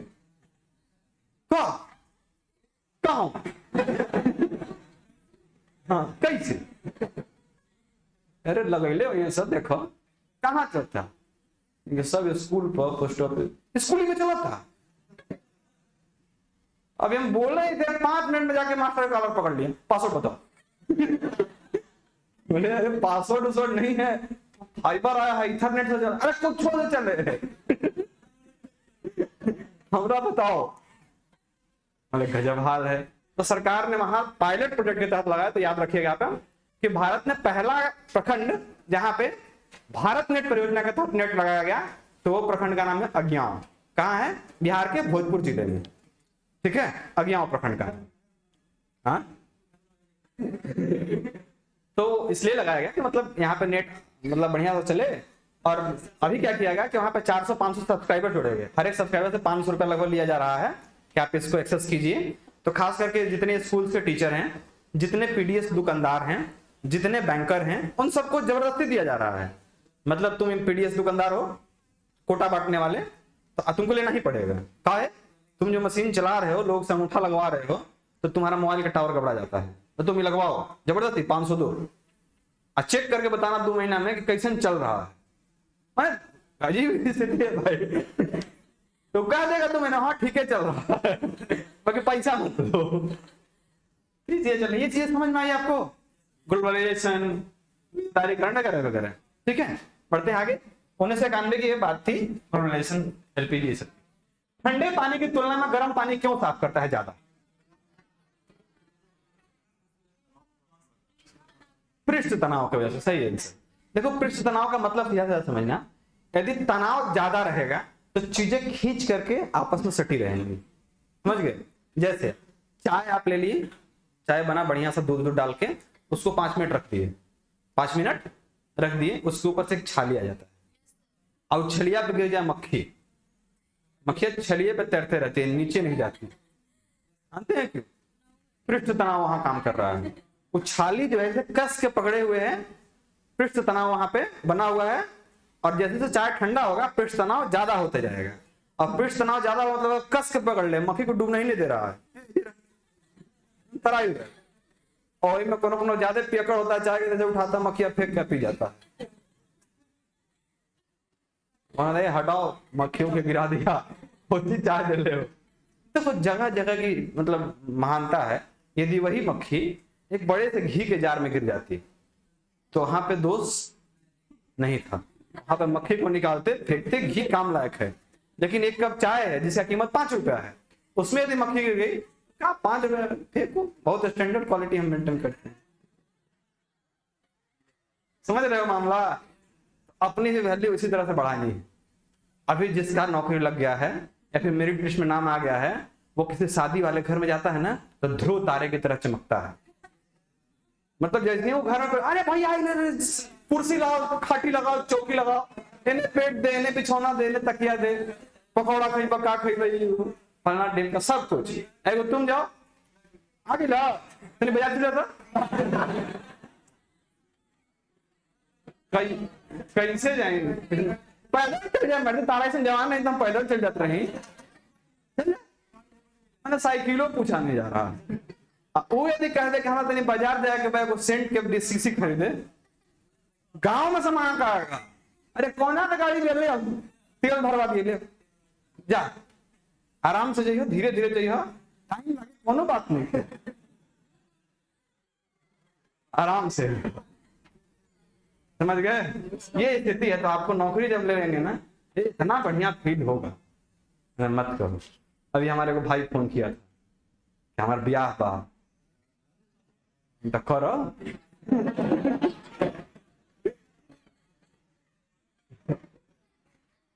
ना का बेरोजगारी में आओ, जूता कीन दे, खाली जूता पहन के बराबर चल जाए ना। मैंने जौन जौन कहबा को दिन किनबो, को दिन तारा ब्याह में जाके जूता कीना, कपड़ा कीना, है हेन तेन करो, उतना में 2 फार्म भर देना, कम से कम 3 गो परीक्षा तो जरूर दे दे पटना जाके। काय लगाई तारा में, तार ब्याह तू मेहरारू ले हम मम्मी का कहना।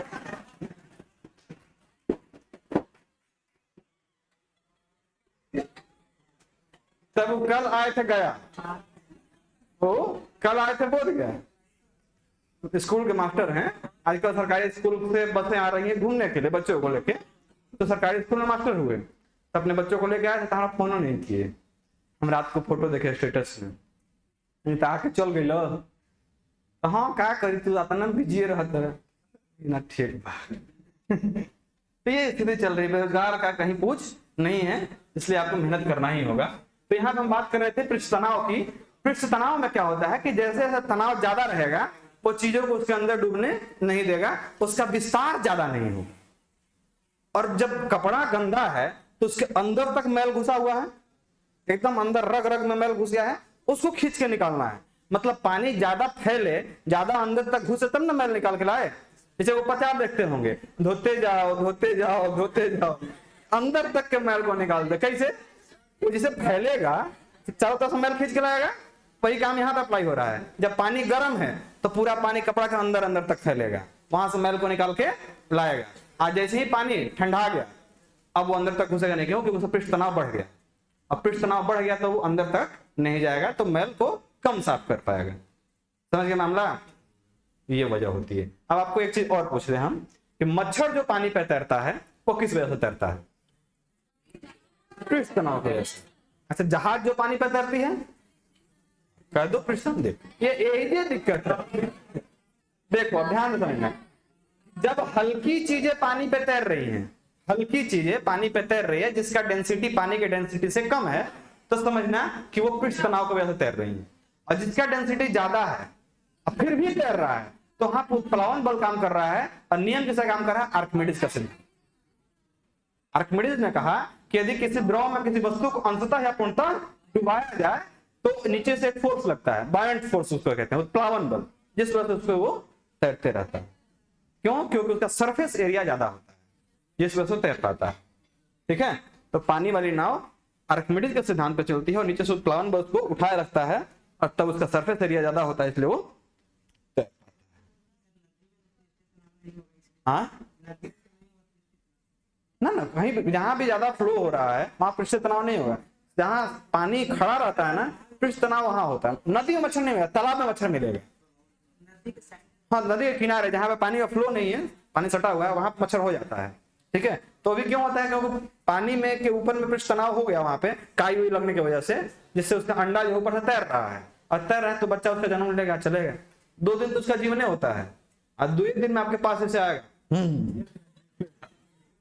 फिर आप ऐसे किए, नहीं मरा, फिर उन्होंने साहब निकला ऐसे, फिर नहीं मरा है, उतने में समझ लेता है कि हम पूरा दुनिया देख लिए, कैसे पूर्व बना रहे हैं, न्यू से गए मरा रहे हैं, अब तक चट से मराएगा, पूरा खून पस्ती एकदम अतरी पचौनी सब निकल जाएगा, पानी खत्म। चलो आगे, तो गर्म पानी का मामला समझ गया। इसीलिए हम लोग गर्म चाय पीते हैं, इसीलिए हम लोग गर्म सूप खाते हैं, और मम्मी अक्सर कहती है कि बेटा गर्म में खाना खा लो, ठंडा जाओगे मतलब ठंडा जाएगा खाना तो नहीं खा पाओगे। काहे? ठंडा होगा तुमको भी लगेगा कि बाहर बार्गर खा लेते बढ़िया मजा आ जाता। वो गर्म रहता है, गर्म रहता है तो उसका स्वाद फैलेगा। जैसे वो ठंडा हो जाए तो कहते हैं रोटियां चीमर हो गई। चीमर मतलब पृष्ठ तनाव बढ़ गया, ठंडा होने से पृष्ठ तनाव बढ़ गया, अब उसको खींच खींच के खाना पड़ रहा है। मुर्गा और खाते थे खींचते हैं, कहीं कुत्ता खा गया तो पूरा इसे निकलता है, चट से टूट के लगता है। समझ गए? इस दुनिया में अभी एक दौर चल रहा है इंस्टाग्राम पे, लोग अपने आप को लिखते हैं एनिमल लवर, लिबरल, हाँ डॉग लवर नहीं, एनिमल लवर। और एनिमल में सिर्फ एक ही एनिमल से उनको लव है, डॉग। बाकी उनको सियार, बिलार, बानर, कुछ हो तो खा जाएंगे, खाली वो कुत्ता से प्यार है। कल का एक वाक्य है आपको बता दूं, यूपी में एक जगह है कोई, वहां पे एक इंसान चूहा पकड़ा, चूहा का गर्दन में रसरी डाल के और पानी में डुबा डुबा मार रहा। कोनो वकील देख लिया, कोनो समाज सेवी देख लिया, वो बोला हम पशु सेवी हैं, तो वो जाकर केस कर दिया। अब कोई इंसान को धरा गया। समझ रहे हो पुलिस कितना एक्शन में है कि चूहा मारा,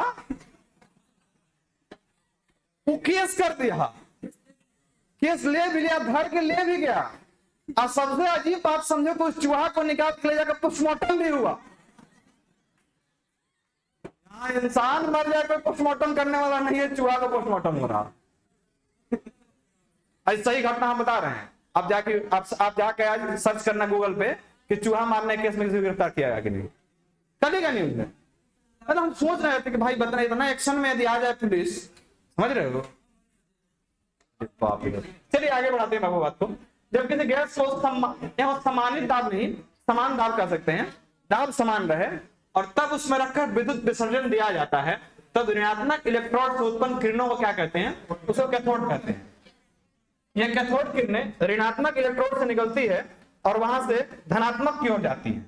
ठीक है, और यदि इन्हीं कैथोड किरणों को किसी भारी नाभिकीय धातु पे टकराया जाए, जैसे टंगस्टन वगैरह पे, तब वहां से एक्सरे निकलता है। क्या निकलता है? एक्सरे। इसकी खोज किसने की थी? रंजन ने। ठीक है, औरत किरणों की खोज किसने की? रीटर ने। ध्वनि का गति किसने मापा? रीटर ने। हाँ, ये सब आप याद रखेंगे। कहां थे? हाँ, वो आवृत्ति है बाबू, आवृत्ति हर्ट्ज में मापी जाती है। ठीक है, ध्यान रखें। एक्स किरणें बता दिया, परावैंगनिक किरणें समझ लो। सूर्य से कल जो प्रकाश आता है वो 7 कलर्स में होता है। ठीक है, ऐसे आता है व्हाइट लाइट, लेकिन उसे यदि आप प्रिज्म पर डालेंगे तो वहां से 7 कलर में विभक्त होगा। बैजानी, हपीनाला, ठीक है, बैगनी, जामुनी, हरा, पीला, नीला, लाल वगैरह वगैरह। जो सबसे ऊपर रहता है उसका भटकाव सबसे कम। ठीक है, तो उसका होता है कितना तरंगदैर्घ्य? 7000 एंगस्ट्रॉम, 7500 एंगस्ट्रॉम। और उसके नीचे वाले सबसे 500 कम होते जाता है। और सबसे नीचे बचता है, सबसे नीचे बैगनी, यानी बैगनी अपने पथ से बहुत ज्यादा भटक जाता है। ठीक है, तो जो उसमें ऊपर वाले कलर होते हैं जिनका तरंगदैर्घ्य ज्यादा, वो हमको दूर तक दिखते हैं। उसमें लाल हमको सबसे ज्यादा दूर तक दिखता है, इसलिए जितने भी सिग्नल्स होते हैं खतरे के निशान, वो सब लाल सिग्नल से दिखाते हैं, क्योंकि लाल सिग्नल ज्यादा दूर तक दिखता है। जब आपको इंद्रधनुष दिखना है तो इंद्रधनुष में होने चाहिए 7 रंग, लेकिन दिखता है मात्र 3 रंग, 3 से 4, इससे ज्यादा नहीं। दिखना चाहिए 7 तो, लेकिन दिखता क्यों नहीं? क्योंकि बाकी सारे रंग जो है नीचे वाले, उनका तरंगदैर्घ्य कम, तो वो उधर ही परिक्षेपित हो जाते हैं, ठीक है। हमको ऊपर वाला लाल, हरा और ब्लू जो है वही कलर दिख पाता है। तो आपसे अक्सर एक क्वेश्चन पूछता है कि इंद्रधनुष में बीच का रंग कौन सा होगा। आप जब पूरा सीरीज देखें तो 7 कलर हैं, 7 कलर के ठीक चौथा कलर जो आता है वो हरा आता है, तो सीधा आंसर मारना हर। समझ गए, ये बात ध्यान रखना। यहाँ पे परावैंगनिक किरणें क्या होती है, जो सूर्य से किरणें आ रही हैं उनमें मतलब वही परावैंगनिक किरणें होती है, उनको ओजोन लेयर जो है वो रोक लेता है, ठीक है। यदि परावैंगनिक किरणें सीधे आपके शरीर पे पड़े तो कैंसर उत्पन्न कर सकती हैं, ठीक है। उसका असर सबसे ज्यादा किस पे होता है, किसी को देखते हुए कि उजला उजला दाग हो जाता है, सफेद दाग जिसको कह लेते हैं गांव में, चर्म रोग। एक्चुअली होता क्या है कि हमारे शरीर में रंग देने का काम करता है कौन, मेलानिन।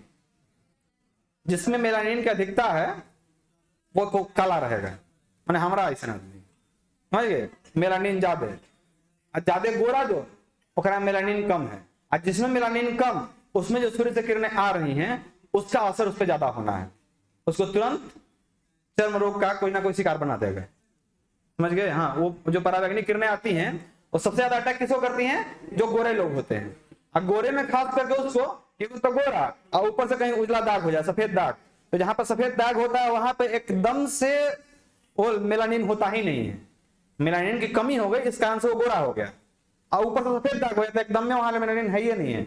और जब वो परावैंगनिक किरण उस जगह पे पड़ जाएगी ना तो उसको कैंसर दे देगी, समझ गए।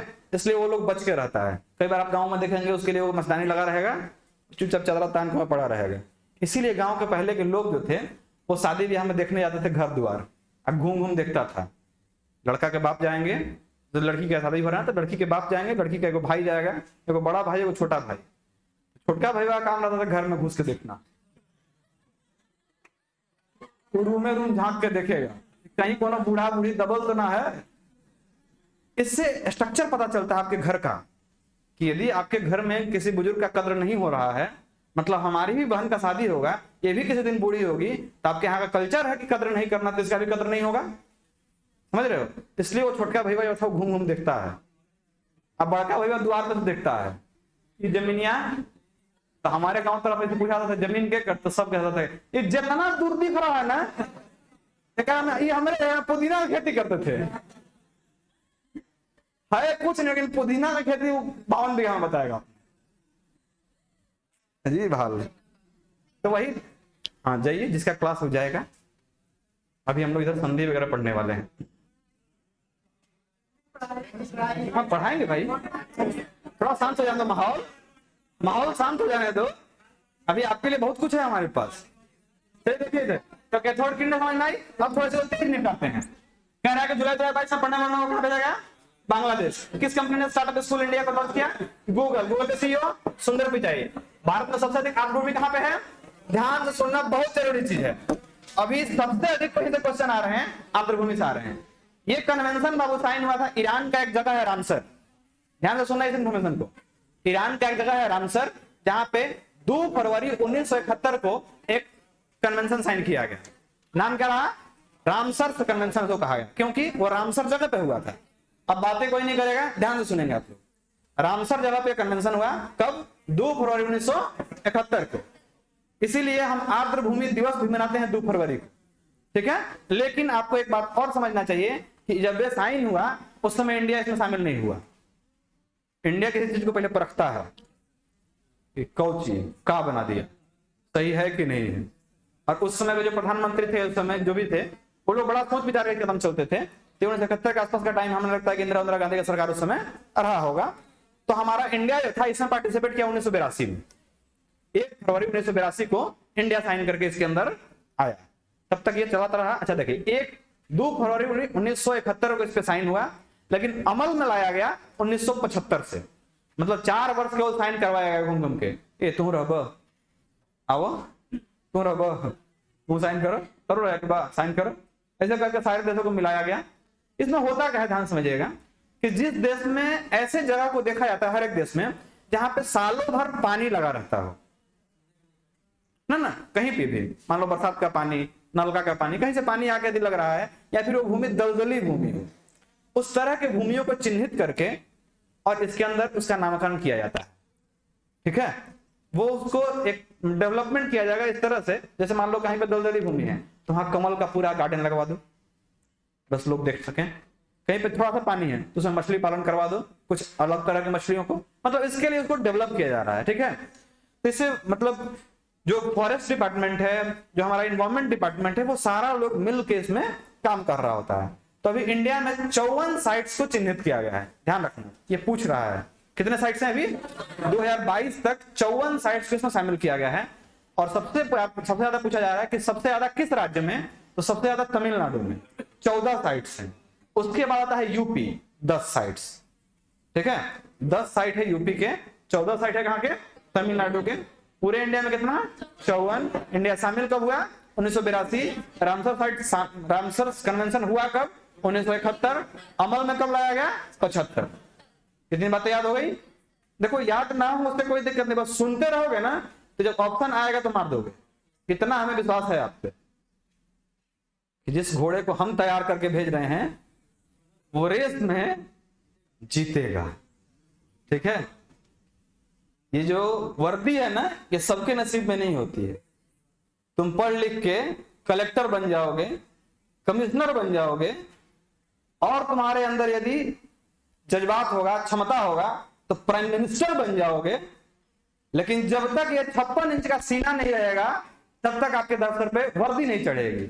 इसके लिए आपको सीना चौड़ा करना, ठीक है। बहुत सारे लोग आते हैं इस दौर में लेकिन उनका हाइट कम है, 1 सेंटीमीटर भी हाइट कम नहीं होंगे।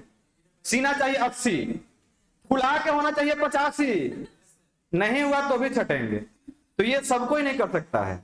डॉक्टर, इंजीनियर, वकील, प्रधानमंत्री, राष्ट्रपति सब कोई बन सकता है, लेकिन सेना में शामिल होने के लिए आपके जैसा जिगरा चाहिए, समझ गए। इस पर मैं एक कविता लिखने का प्रयास कर रहा हूं, आपको 1-2 दिनों में सुनाऊंगा, ठीक है। हाँ, लिख रहे हैं, बढ़िया सा कुछ लिख के आपको सुनाएंगे।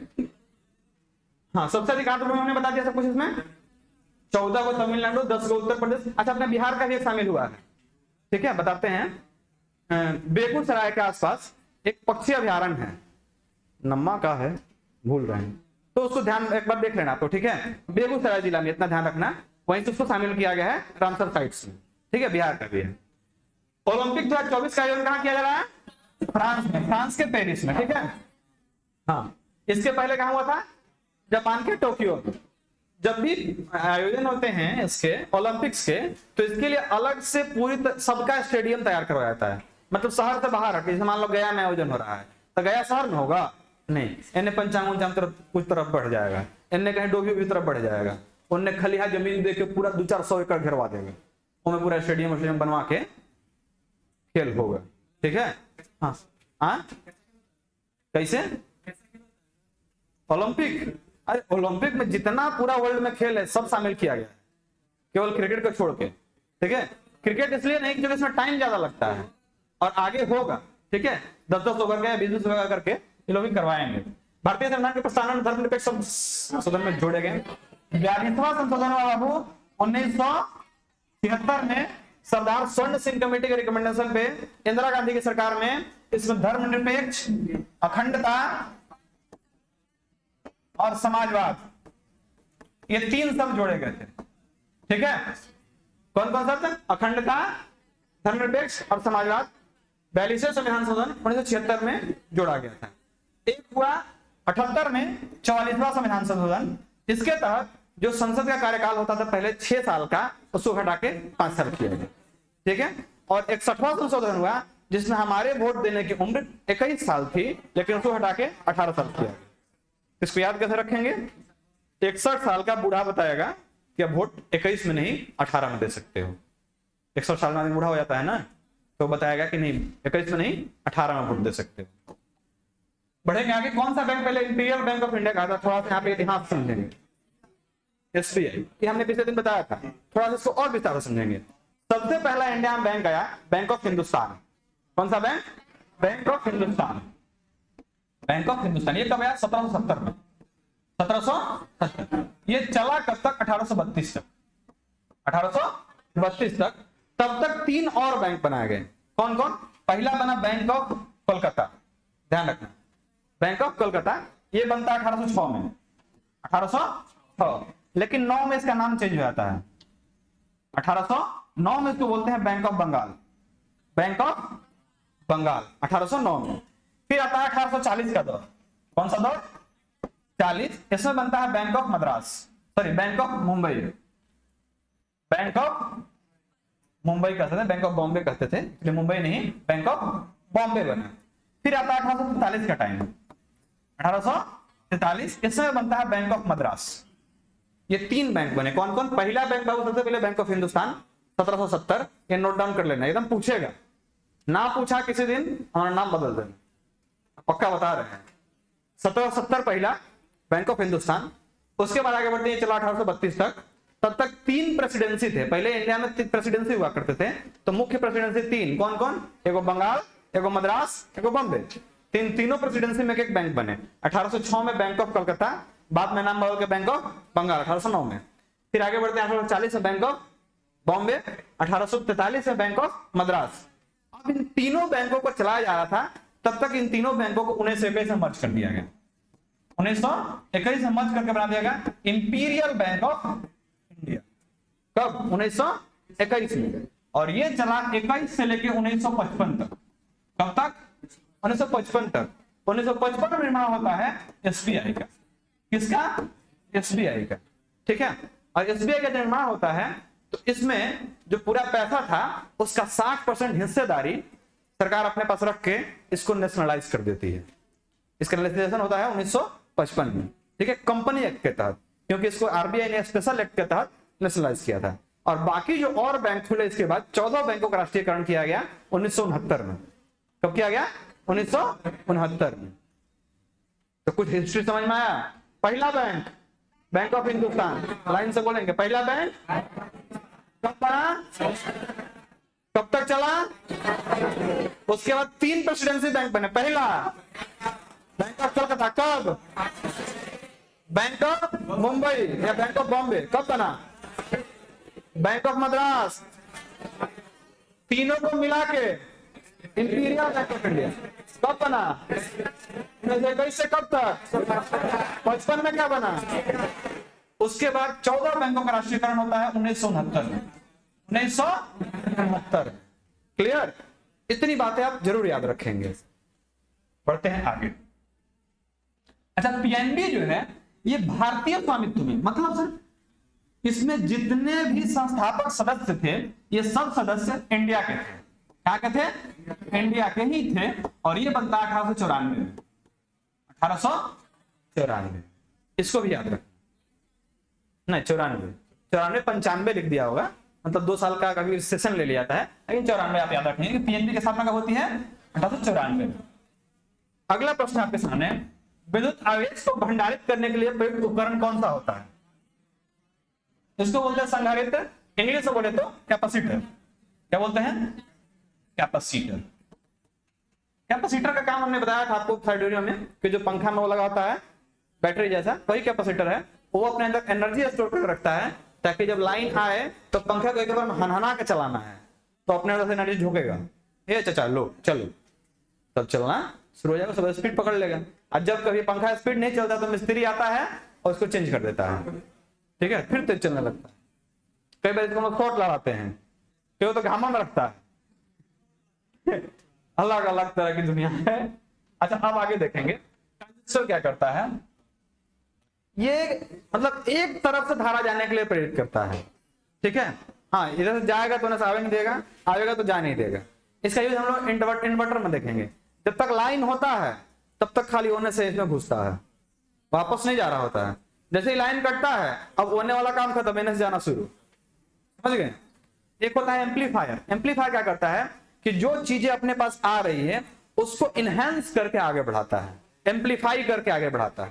ठीक है, उसको बोलते हैं एम्पलीफायर। एक होता है चीज ट्रांसफार्मर। ट्रांसफार्मर हमेशा एसी करंट में यूज होता है, डीसी में कभी नहीं यूज होता है। ट्रांसफार्मर का काम होता है कि यदि कहीं से धारा ज्यादा आ रही है उसको कम करना, यदि कम आ रही है तो ज्यादा करना। जैसे आपके घरों के आसपास जहां बड़ा सा ट्रांसफार्मर लगा होता है वहां पाता है 11,000 वोल्ट, वहां से आपके घर को चाहिए 220 वोल्ट, तो ट्रांसफर कौन करता है? ट्रांसफार्मर एसी करंट को चेंज किया, आपके पास 220 भेज दिया। आपके घर में होता है स्टेबलाइजर, उसके अंदर भी होता है ट्रांसफार्मर, मान लो हमारे घर पे वोल्टेज लो है और चलाना है बड़ा सा कुछ थे, तो हम उससे बढ़ा देते हैं, टक टक 2 बार सेटिंग में पूरा 240 में चलने लगे, और उससे भी ज्यादा होगा तो उनका करता गिर गया।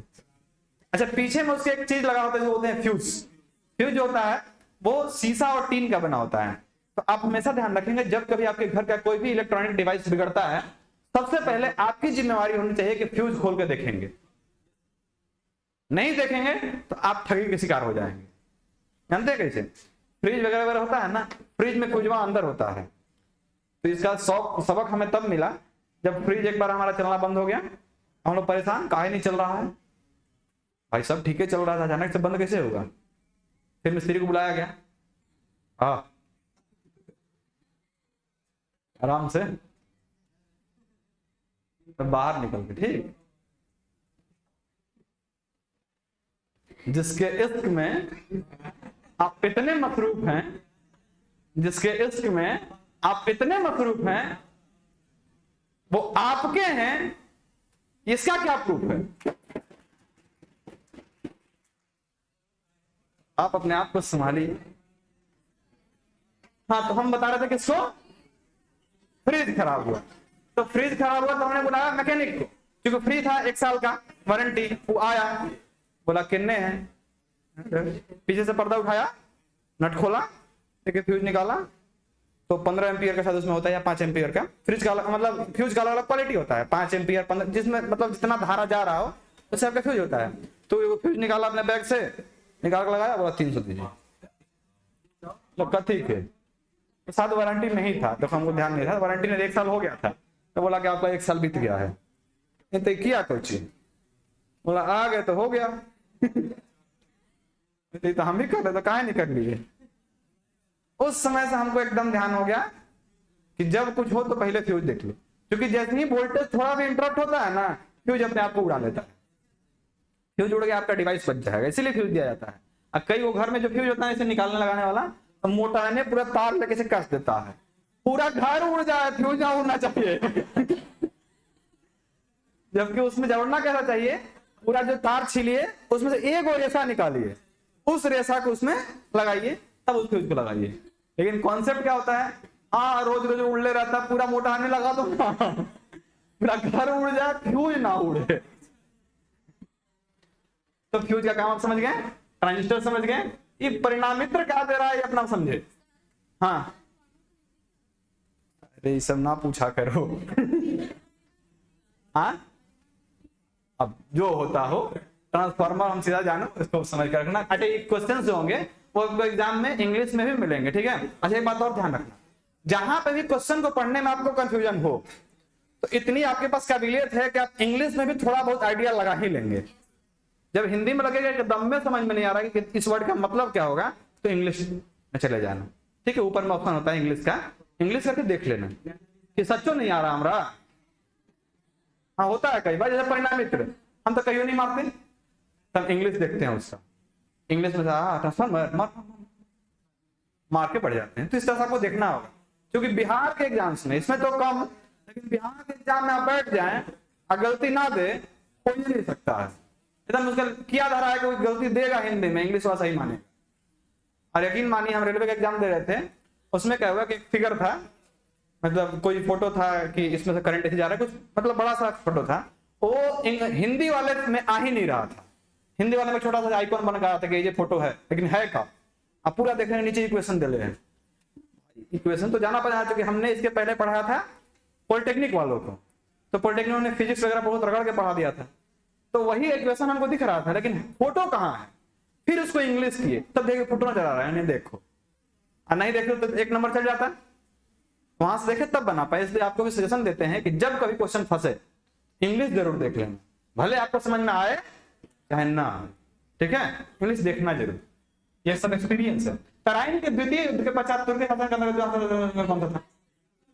तराइन का युद्ध पहले समझिए, होता है 1191 में, पहला युद्ध मोहम्मद गोरी और पृथ्वीराज चौहान के बीच। क्लियर? इस युद्ध में जीतते हैं पृथ्वीराज चौहान। जब ये जीत जाते हैं तो इनको लगता है कहा आया हरा दिए, चिकर लगा हमें, और वहां से भाग के गया ना, भयंकर तैयारी, जो बच्चे एक बार मेरिट से बाहर हो जाते हैं, अगले एग्जाम में उनकी तैयारी एकदम भयंकर धुआंधार, मैंने पूछो आए तोड़िए के जाएंगे, समझ गए? जब तक तोड़ेंगे नहीं तब तक तोड़ेंगे। आज जो भी नया नया गया होता है आता है पहले ऐसे ऐसे। गंगा जी में जब हम जाते हैं नहाने तो कोई नया लड़का हाथ आ जाता है तो पहले थाता है, तुम बताओ, हाथवा से डुबा के हमने जान के नीचे बैठ के हाथ निकालते हैं, देख बहुत पानी है, अन्ना हम ना उतरेंगे, थाता है पहले, हम नहीं जाकर कूद जाते हैं। ये एक्सपीरियंस है, ठीक है? तो आपको अपना एक्सपीरियंस लगाना है यहाँ। तो यहाँ पे पृथ्वीराज चौहान जो था ये कहा कि हम तो एक बार जीत गए, अब मोहम्मद गौरी फिर आए तो फिर मार के खेत देंगे। अगला बार आया भयंकर तैयारी में, ये एकदम सुतल थे क्या आएगा मार देंगे। आ गया 1192 में फिर से, पहला 1191 में पहला, 92 में याद रहेगा हमेशा, 91 में एक है पहला, 92 में दो है दूसरा बार फिर आया, अब कि इनको मार दिया। जयचंद साथ दे दिया। एक्चुअली जयचंद देखो ये शादी किए थे संघमित्रा से, जयचंद की बेटी थी, लेके भाग गए थे, उसको कहते हैं गंधर्व विवाह, ठीक है?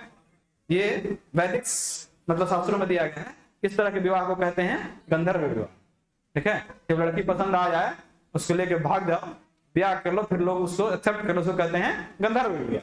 आजकल ये ज्यादा चल रहा है, इसमें नुकसान भी काफी है, ठीक है? खर्चा तो बचेगा लेकिन उड़ा गया कहीं ना। देवता वाला होता था, उसको क्या कहते थे?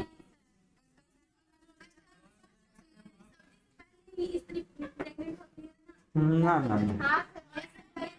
तो इसको क्या कहते हैं? इसको भी कोई विवाह का नाम दिया था। अच्छा ठीक, देख लेंगे कभी, आप लोग एक बार देखना, ठीक है? कि जो जयचंद के बेटी से शादी किया था संघमित्रा से, वो किस विवाह के नाम से जाना जाता था, इसका वैदिक साहित्य में पूरा उल्लेख है। तो उन्होंने जो शादी कर लिया तो एक्चुअली बहुत सारे राजाओं का एक स्वयंवर रचा गया कि स्वयंवर में जिनको पसंद कर लेगी माला पहना देगी वो इसका दूल्हा हो जाएगा। इसको इन्वाइट नहीं किया गया पृथ्वीराज चौहान को, तो वहां पे इसका एक मूर्ति लगाया गया था, यहाँ पे अपने आकर खड़ा हो गया। तो अंते से टूट रख लेता घोड़ा उड़ा, आजकल तो गाड़ी रखता है सब। देखो दुनिया में दो आदमी आपका साथ देता है, एक वो दोस्त, एक वो आपका गाड़ी। कहीं से भागना हो तुरंत किक मारो, लेके उड़ जाओ। अब दोस्त तो इतना हरामी होता है ना, जीवन में आपको सबसे ज्यादा फंसाएगा और सबसे ज्यादा निकालेगा। कल हम मूवी देख रहे थे, कल एक वेब सीरीज लॉन्च हुआ है कल परसों, बिहार चैप्टर 1, ठीक है? उसके डायरेक्टर हैं नीरज पांडे, ये हमारे बहुत फेवरेट रहे हैं, मैंने इनका कुछ भी आता है तो हम जरूर देखते हैं, या आरा से ही, ठीक है? स्पेशल 26 और भी बहुत सारे इनके मूवीज हैं। अरे ना रे। तो कल एक वेब सीरीज आया नेटफ्लिक्स पे, बिहार चैप्टर 1। तो एक आप एसपी का नाम सुने होंगे, अमित लोढ़ा, ठीक है? अभी शायद आईजी बन गए होंगे। तो इन्हीं पे बेस्ड वो कहानी थी, वही हम देख रहे थे। तो उसी में दिखा रहा था कैसे कैसे दोस्त साथ देता है। एक उसका आ रहा था कि भैया जी हम तो रास्ते से निपटा दिए होते, कैसे आप बर्दाश्त के लिए हैं? चुप रहो, ना हम मार देते, आप खाली कहिए ना मार देंगे। एक दोस्त उकसाने वाला है, चुपचाप रहो तुम, कल लड़ाई हुआ है, एक तो बंद जेल में थे, तोड़ के भागे, अब खुला जेल में पकड़ा गए, तो तोड़े वजह से। दोस्त दोनों काम करता है, यहाँ पे भी गड़बड़ वही हो रहा था। जयचंद इस वजह से कह रहे हमारे आदमी है, पार्टी एक आदमी है, बेटी से ब्याह कर ही रही, तो ससुर ना हुआ, कुछ गद्दारी कर जाते हैं, गद्दारी कर दिया, बेचारे हार गए। उसके बाद 94 में, मैंने 92 निपट गया, 94 में फिर युद्ध होगा चंदावर का। अब क्यों उन्हीं को निपटाने लग गया वो जयचंद से, समझ गए? और इसी का गुलाम था बाबू कुतुबुद्दीन ऐबक, ठीक है? श्री राधे। इन्हीं का गुलाम था कौन? कुतुबुद्दीन ऐबक, जिसने इधर गुलाम वंश की स्थापना की। उस गुलाम वंश का बहुत सारा नाम पड़ा, गुलाम वंश, मामलुक वंश, प्रारंभिक वंश, आदि वंश, मैंने सबसे नाम अपना ही लगता है रख लिया, ठीक है? तो गुलाम वंश का संस्थापक कौन रहा? कुतुबुद्दीन ऐबक। तो कहीं कहीं लिखता है कि ना गुलाम वंश का वास्तविक संस्थापक कौन? तो इल्तुतमिश है, ठीक है? तो ये बात पे गौर करना कि गुलाम वंश का संस्थापक छुच्छे तो कौन है? कुतुबुद्दीन ऐबक। आज जब पूछा कि ना पूरा आदम जोर देके बताओ कौन साचो के, तब इल्तुतमिश। दोनों बात याद रहेगा। तो इसी का गुलाम था वो, मोहम्मद गौरी का। तो यहाँ पूरी चीजें क्लियर हो गई। तो द्वितीय युद्ध के बाद जब जीत लिया तो पूर्वी राजस्थान और पश्चिमी राजस्थान ये दोनों इसके मतलब अंदर आ गए। अच्छा गड़बड़ हो गया, ए और बी, दिल्ली और पूर्वी राजस्थान इन दोनों इसके गद्दी, क्योंकि दिल्ली जो था ना एक नाना का गद्दी था, ठीक है, दिल्ली का गद्दी पृथ्वीराज चौहान के नाना का गद्दी था। तो सब बे डुबा दिया, जती हो गई जती हो गई, सब चल गया। मोहम्मद गौरी की मृत्यु के 50 को ऐबक वंश, गुलाम वंश, सब ठीक है। अच्छा सल्तनत वंश जो था इसको मुगल वंश कह लेते हैं। मुगल वंश की स्थापना किसने की? कब? 1526। 1526 में लोधी वंश की लड़ाई होती है अंतिम इब्राहिम लोधी से 1526 में, पानीपत का प्रथम युद्ध। और उसको जीतने के पश्चात इसने मतलब ये मुगल वंश की स्थापना, ठीक है। इसके बाद इसके बेटे होते गए और ये लोग बढ़िया शासन किए पूरे इंडिया पे। अरे जौने किया मतलब लंबा समय किया, मामला हमारा कहने का ये था। बढ़िया कैसे कर सकते हैं? तुम जिस थाली में खा रहे हो उसी थाली में छेद कर रहे हो, इसको बढ़िया तो नहीं कर सकते हैं। तो पौधे किस वजह से भोजन निर्माण करता है? प्रकाश संश्लेषण। प्रकाश संश्लेषण में कौन कौन से फैक्टर्स मतलब ज्यादा काम करते हैं? प्रकाश संश्लेषण होने के लिए कार्बन डाइऑक्साइड होना जरूरी है, ऑक्सीजन तो निकलता है, कार्बन डाइऑक्साइड और सूर्य का प्रकाश, क्लोरोफिल, तभी हो पाता है प्रकाश संश्लेषण। अच्छा क्लोरोफिल में पूछता है कि तत्व पाया था कौन सा? मैग्नीशियम। मैग्नीशियम, ठीक है, इस बात को ध्यान रखना। क्लोरोफिल में कौन सा तत्व? मैग्नीशियम। ये कई बार पूछा है तो ध्यान रखेंगे, ठीक है। वाटर पोलो में हर टीम में कितने खिलाड़ी? पूरा याद कर लेना, 7 लोग। क्रिकेट में, खो-खो में और कबड्डी में, वाटर पोलो में, ये वाटर पोलो था। अच्छा पोलो में 4। बाकी टेनिस में तो याद हो करेगा, सिंगल कहे तो 1 गो, डबल कहे तो 2 गो, मिक्स डबल कहे तो भी 2 गो। क्रिकेट में 11 गो, कबड्डी में 7 गो, फुटबॉल में 11 गो, हॉकी में 11 गो, ठीक है। तो इस तरह से पूरा आपको चार्ट याद होना चाहिए क्योंकि ये पूछ सकता है, स्टैटिक का पार्ट है, पढ़ेंगे। पूर्वी तटीय मैदान का एक अन्य नाम क्या है? इसको ध्यान से समझेंगे। ये हमने उस दिन शायद गड़बड़ कर दिया था, लेकिन बाद में सुधारने की कोशिश भरपूर की थी। शायद आप लोग हमारी भावनाओं को समझे होंगे। तो ये रफ एक नक्शा हमने बना लिया। इधर रहा हमारा गुजरात, ठीक है। गुजरात से यहां तक आता है गोवा। तो गुजरात से गोवा तक का जो तट रेखा है इसको क्या बोलते हैं हम लोग? कोंकण तट। क्या बोलते हैं? कोंकण तट। देखो यहाँ पे एक रेलवे रूट भी है, ये सटे लाइन से। जब आप कभी गोवा जाओगे तो भविष्य में जाइए करोगे, इतना तो चेहरा पे लिखा हुआ हमको दिखने करता है। नौकरी लगे इधर गोवा ना जाए इसे हो सकता है, नौकरी लगा सबसे पहले बिहार तब गोवा। कई को शिमला सोच रहा हो अलग बात है, लेकिन गोवा जाओगे तो मिलेगा, समझे। यहाँ से दुग्ध सागर होते हुए आप आगे बढ़ेंगे, बहुत बढ़िया झरना आप लोग देखे वो भी चेन्नई एक्सप्रेस, उस पर ट्रेनवा बीच में रोक देता है, बीच में ट्रेनवा रोकवा के शाहरुख खान के दोनों के थी दीपिकवा के दोनों को उतारता है, उतर रहे और ट्रेन के भेज देता है। वहां पे एक झरना बहुत बढ़िया दिखा है, वही है दुग्ध सागर फॉल, ठीक है, बहुत बढ़िया लगता है वहां पे। तो ये कोंकण तट हो गया, यहां से लेके गोवा से कर्नाटक तक, इसको बोलते हैं मैंगलोर तक, ठीक है। यहां से तमिलनाडु तक ये नीचे, इसको बोलते हैं क्या? मालाबार। मालाबार सॉरी क्या बोलते हैं? मालाबार। और जब उस साइड बढ़ते हैं किन्हें गए इस साइड जब बढ़ते हैं पूर्वी तरफ में, इसको बोलते हैं पूर्वी सरकार। क्या बोलते हैं? पूर्वी सरकार। और इस घाट को क्या बोलते हैं? अरे पूर्वी घाट तो बोलते हैं, उस दिन आंसर आप लोगों को बताए थे। इसको बोलते हैं कोरोमंडल और इसको बोलते हैं मालाबार। यहां तक ये हो गया मैंगलोर, ये हो गया मालाबार ना, मालाबार, ये हो गया कोरोमंडल। ये याद रखो, ये यहां तक है, मान लो उड़ीसा से लेके नीचे तक आ जाओ, ये पूर्वी सरकार होता है, ठीक है। ये पहाड़ियां काफी नीचे हैं, ये पहाड़ियां बहुत ऊंची हैं, इसको सह्याद्री भी कहते हैं। क्या कहते हैं? सह्याद्री। इसको पश्चिमी घाट कहते हैं। ये दोनों आगे यहाँ पे मिलती हैं वो होता है नीलगिरी की पहाड़ी, ठीक है। और ये किसी सबसे ऊंची चोटी डोडा बेटा, इसको याद रखें। और यहां से राजस्थान से दिल्ली तक एक पहाड़ी फैल गई, यह है अरावली की पहाड़ी। ये विश्व की सबसे प्राचीन पहाड़ी है। कौन? और यही पहुंच जाता है टूटते टूटते हरियाणा होते हुए दिल्ली तक, और इसी पे बना हुआ हमारा राष्ट्रपति भवन, ठीक है। रायसीना हिल्स कहते हैं जिसको। ये सबसे पुरानी है कौन सी पूरे विश्व में? अरावली की पहाड़ी। और इसका सबसे ऊंचा शिखर जो होता है वो पड़ता है राजस्थान में, इसको बोलते हैं गुरु शिखर। क्या बोलते हैं? गुरु शिखर। गुरु शिखर पड़ता है माउंट आबू में। माउंट आबू में गुरु शिखर पड़ता है, 1722 मीटर ऊंचाई, ठीक है। इन चीजों को भी ध्यान रखेंगे। माउंट आबू में एक एयरफोर्स स्टेशन है, वहां पे हम गए थे एक बार। एक सीट पे एग्जाम था, मात्र एक सीट था, उससे एग्जाम था। हम पहुंच गए माउंट आबू, चलो एग्जाम निकल गया। थोड़ा टाइप करो, एलडीसी का वैकेंसी था, तो एग्जाम निकला 13 लोगों का, ठीक है। 13 से कुछ नॉर्मल लेवल होता है, निकल गया। लेकिन टाइपिंग के लिए बैठा तो कुछ नहीं, टाइपिंग नहीं सीखे थे, टिप रहे हैं बैठ के, और अरे ऐसे होगा उठ के जाओ। एक लड़का मारा, बाकी लोग तो हो भी नहीं किया, और उसका सिलेक्शन भी हो गया। उसका नंबर मतलब एवरेज था, ना ज्यादा था ना कम था, मतलब और कोई निकालता है यदि तो हो सकता दोनों में कंपेयर किया था किसका रिटर्न में ज्यादा आया, हो गया उसका।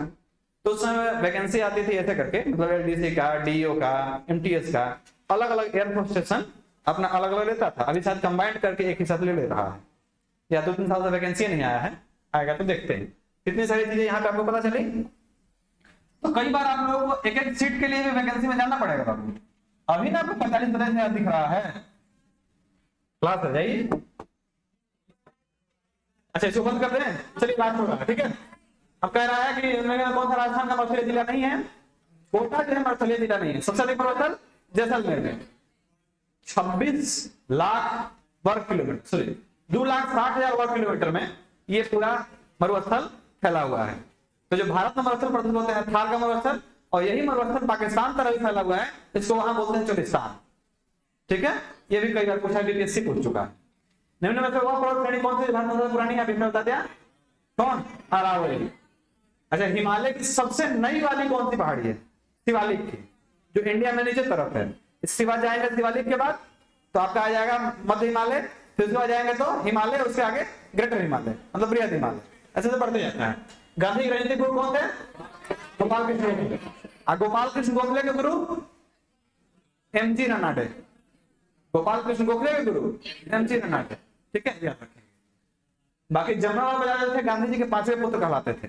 4 पुत्रों का नाम आपने कमेंट बॉक्स में लिखे थे, पढ़ के काफी अच्छा लगा। हरिलाल, मणिलाल, कोचीलाल, कोचीलाल, ठीक है। बहुत सारे लोगों ने लिखा था, स्वीटी कुमारी, आकांक्षा प्रिया, कोची कोची, सागर कुमार, ऐसे तो बहुत सारे नाम रोज देखते हैं। पिंटू कुमार कोई है जी, पूरा छाप एकदम भर कर रखता है, बहुत बढ़िया। हमको मतलब पढ़ने का टाइम नहीं इतना आता है, हमारा पढ़ने का शेड्यूल है। यहाँ से निकलते हैं, ऑटो में बैठते हैं, देखना शुरू करते हैं, पट पट पट पट पट पट पट पट सब देखते हैं। तब तक सर होने से कुछ देख चुके होते हैं, कुछ सर होने से निपटा रहे होते हैं घर बैठ के, और कुछ हम इधर निपटा रहे होते हैं। तब तो देखते हैं कि ये वाला हम टिपे जा रहे थे, देखेंगे सर उनसे टिप दिए तो गायब हो गया। अरे ले गया कहाँ, तो लगे समझ में आता कि सर टिप दिए। तभी दुनिया में कंपटीशन है कि हम टिपेंगे तो हम टिपेंगे। सर को अक्सर देखेंगे मारे, कुछ नहीं समझ में आया, झंडा का फोटो मारे पट पट पट पट, झंडा के फोटो मारे पट पट गायब। हाँ देते रहिए, आधे घंटे हमने एकदम कमेंट का रफा दफा कर देते हैं। फिर हमको कुछ नाम याद होते हैं कि ये लोग कमेंट किए हैं, तो कुछ गलती आती है हम सुधारते भी कि बाबू यहाँ गलती ये है, आप ऐसे करो, ठीक है। तो आपको भी काफी फायदा होगा, इससे हमें लगता है कि आप लोग बढ़िया परफॉर्मेंस कर रहे होते हैं। आगे आईसीसी ने क्रिकेट का नियम बोला गया है, एक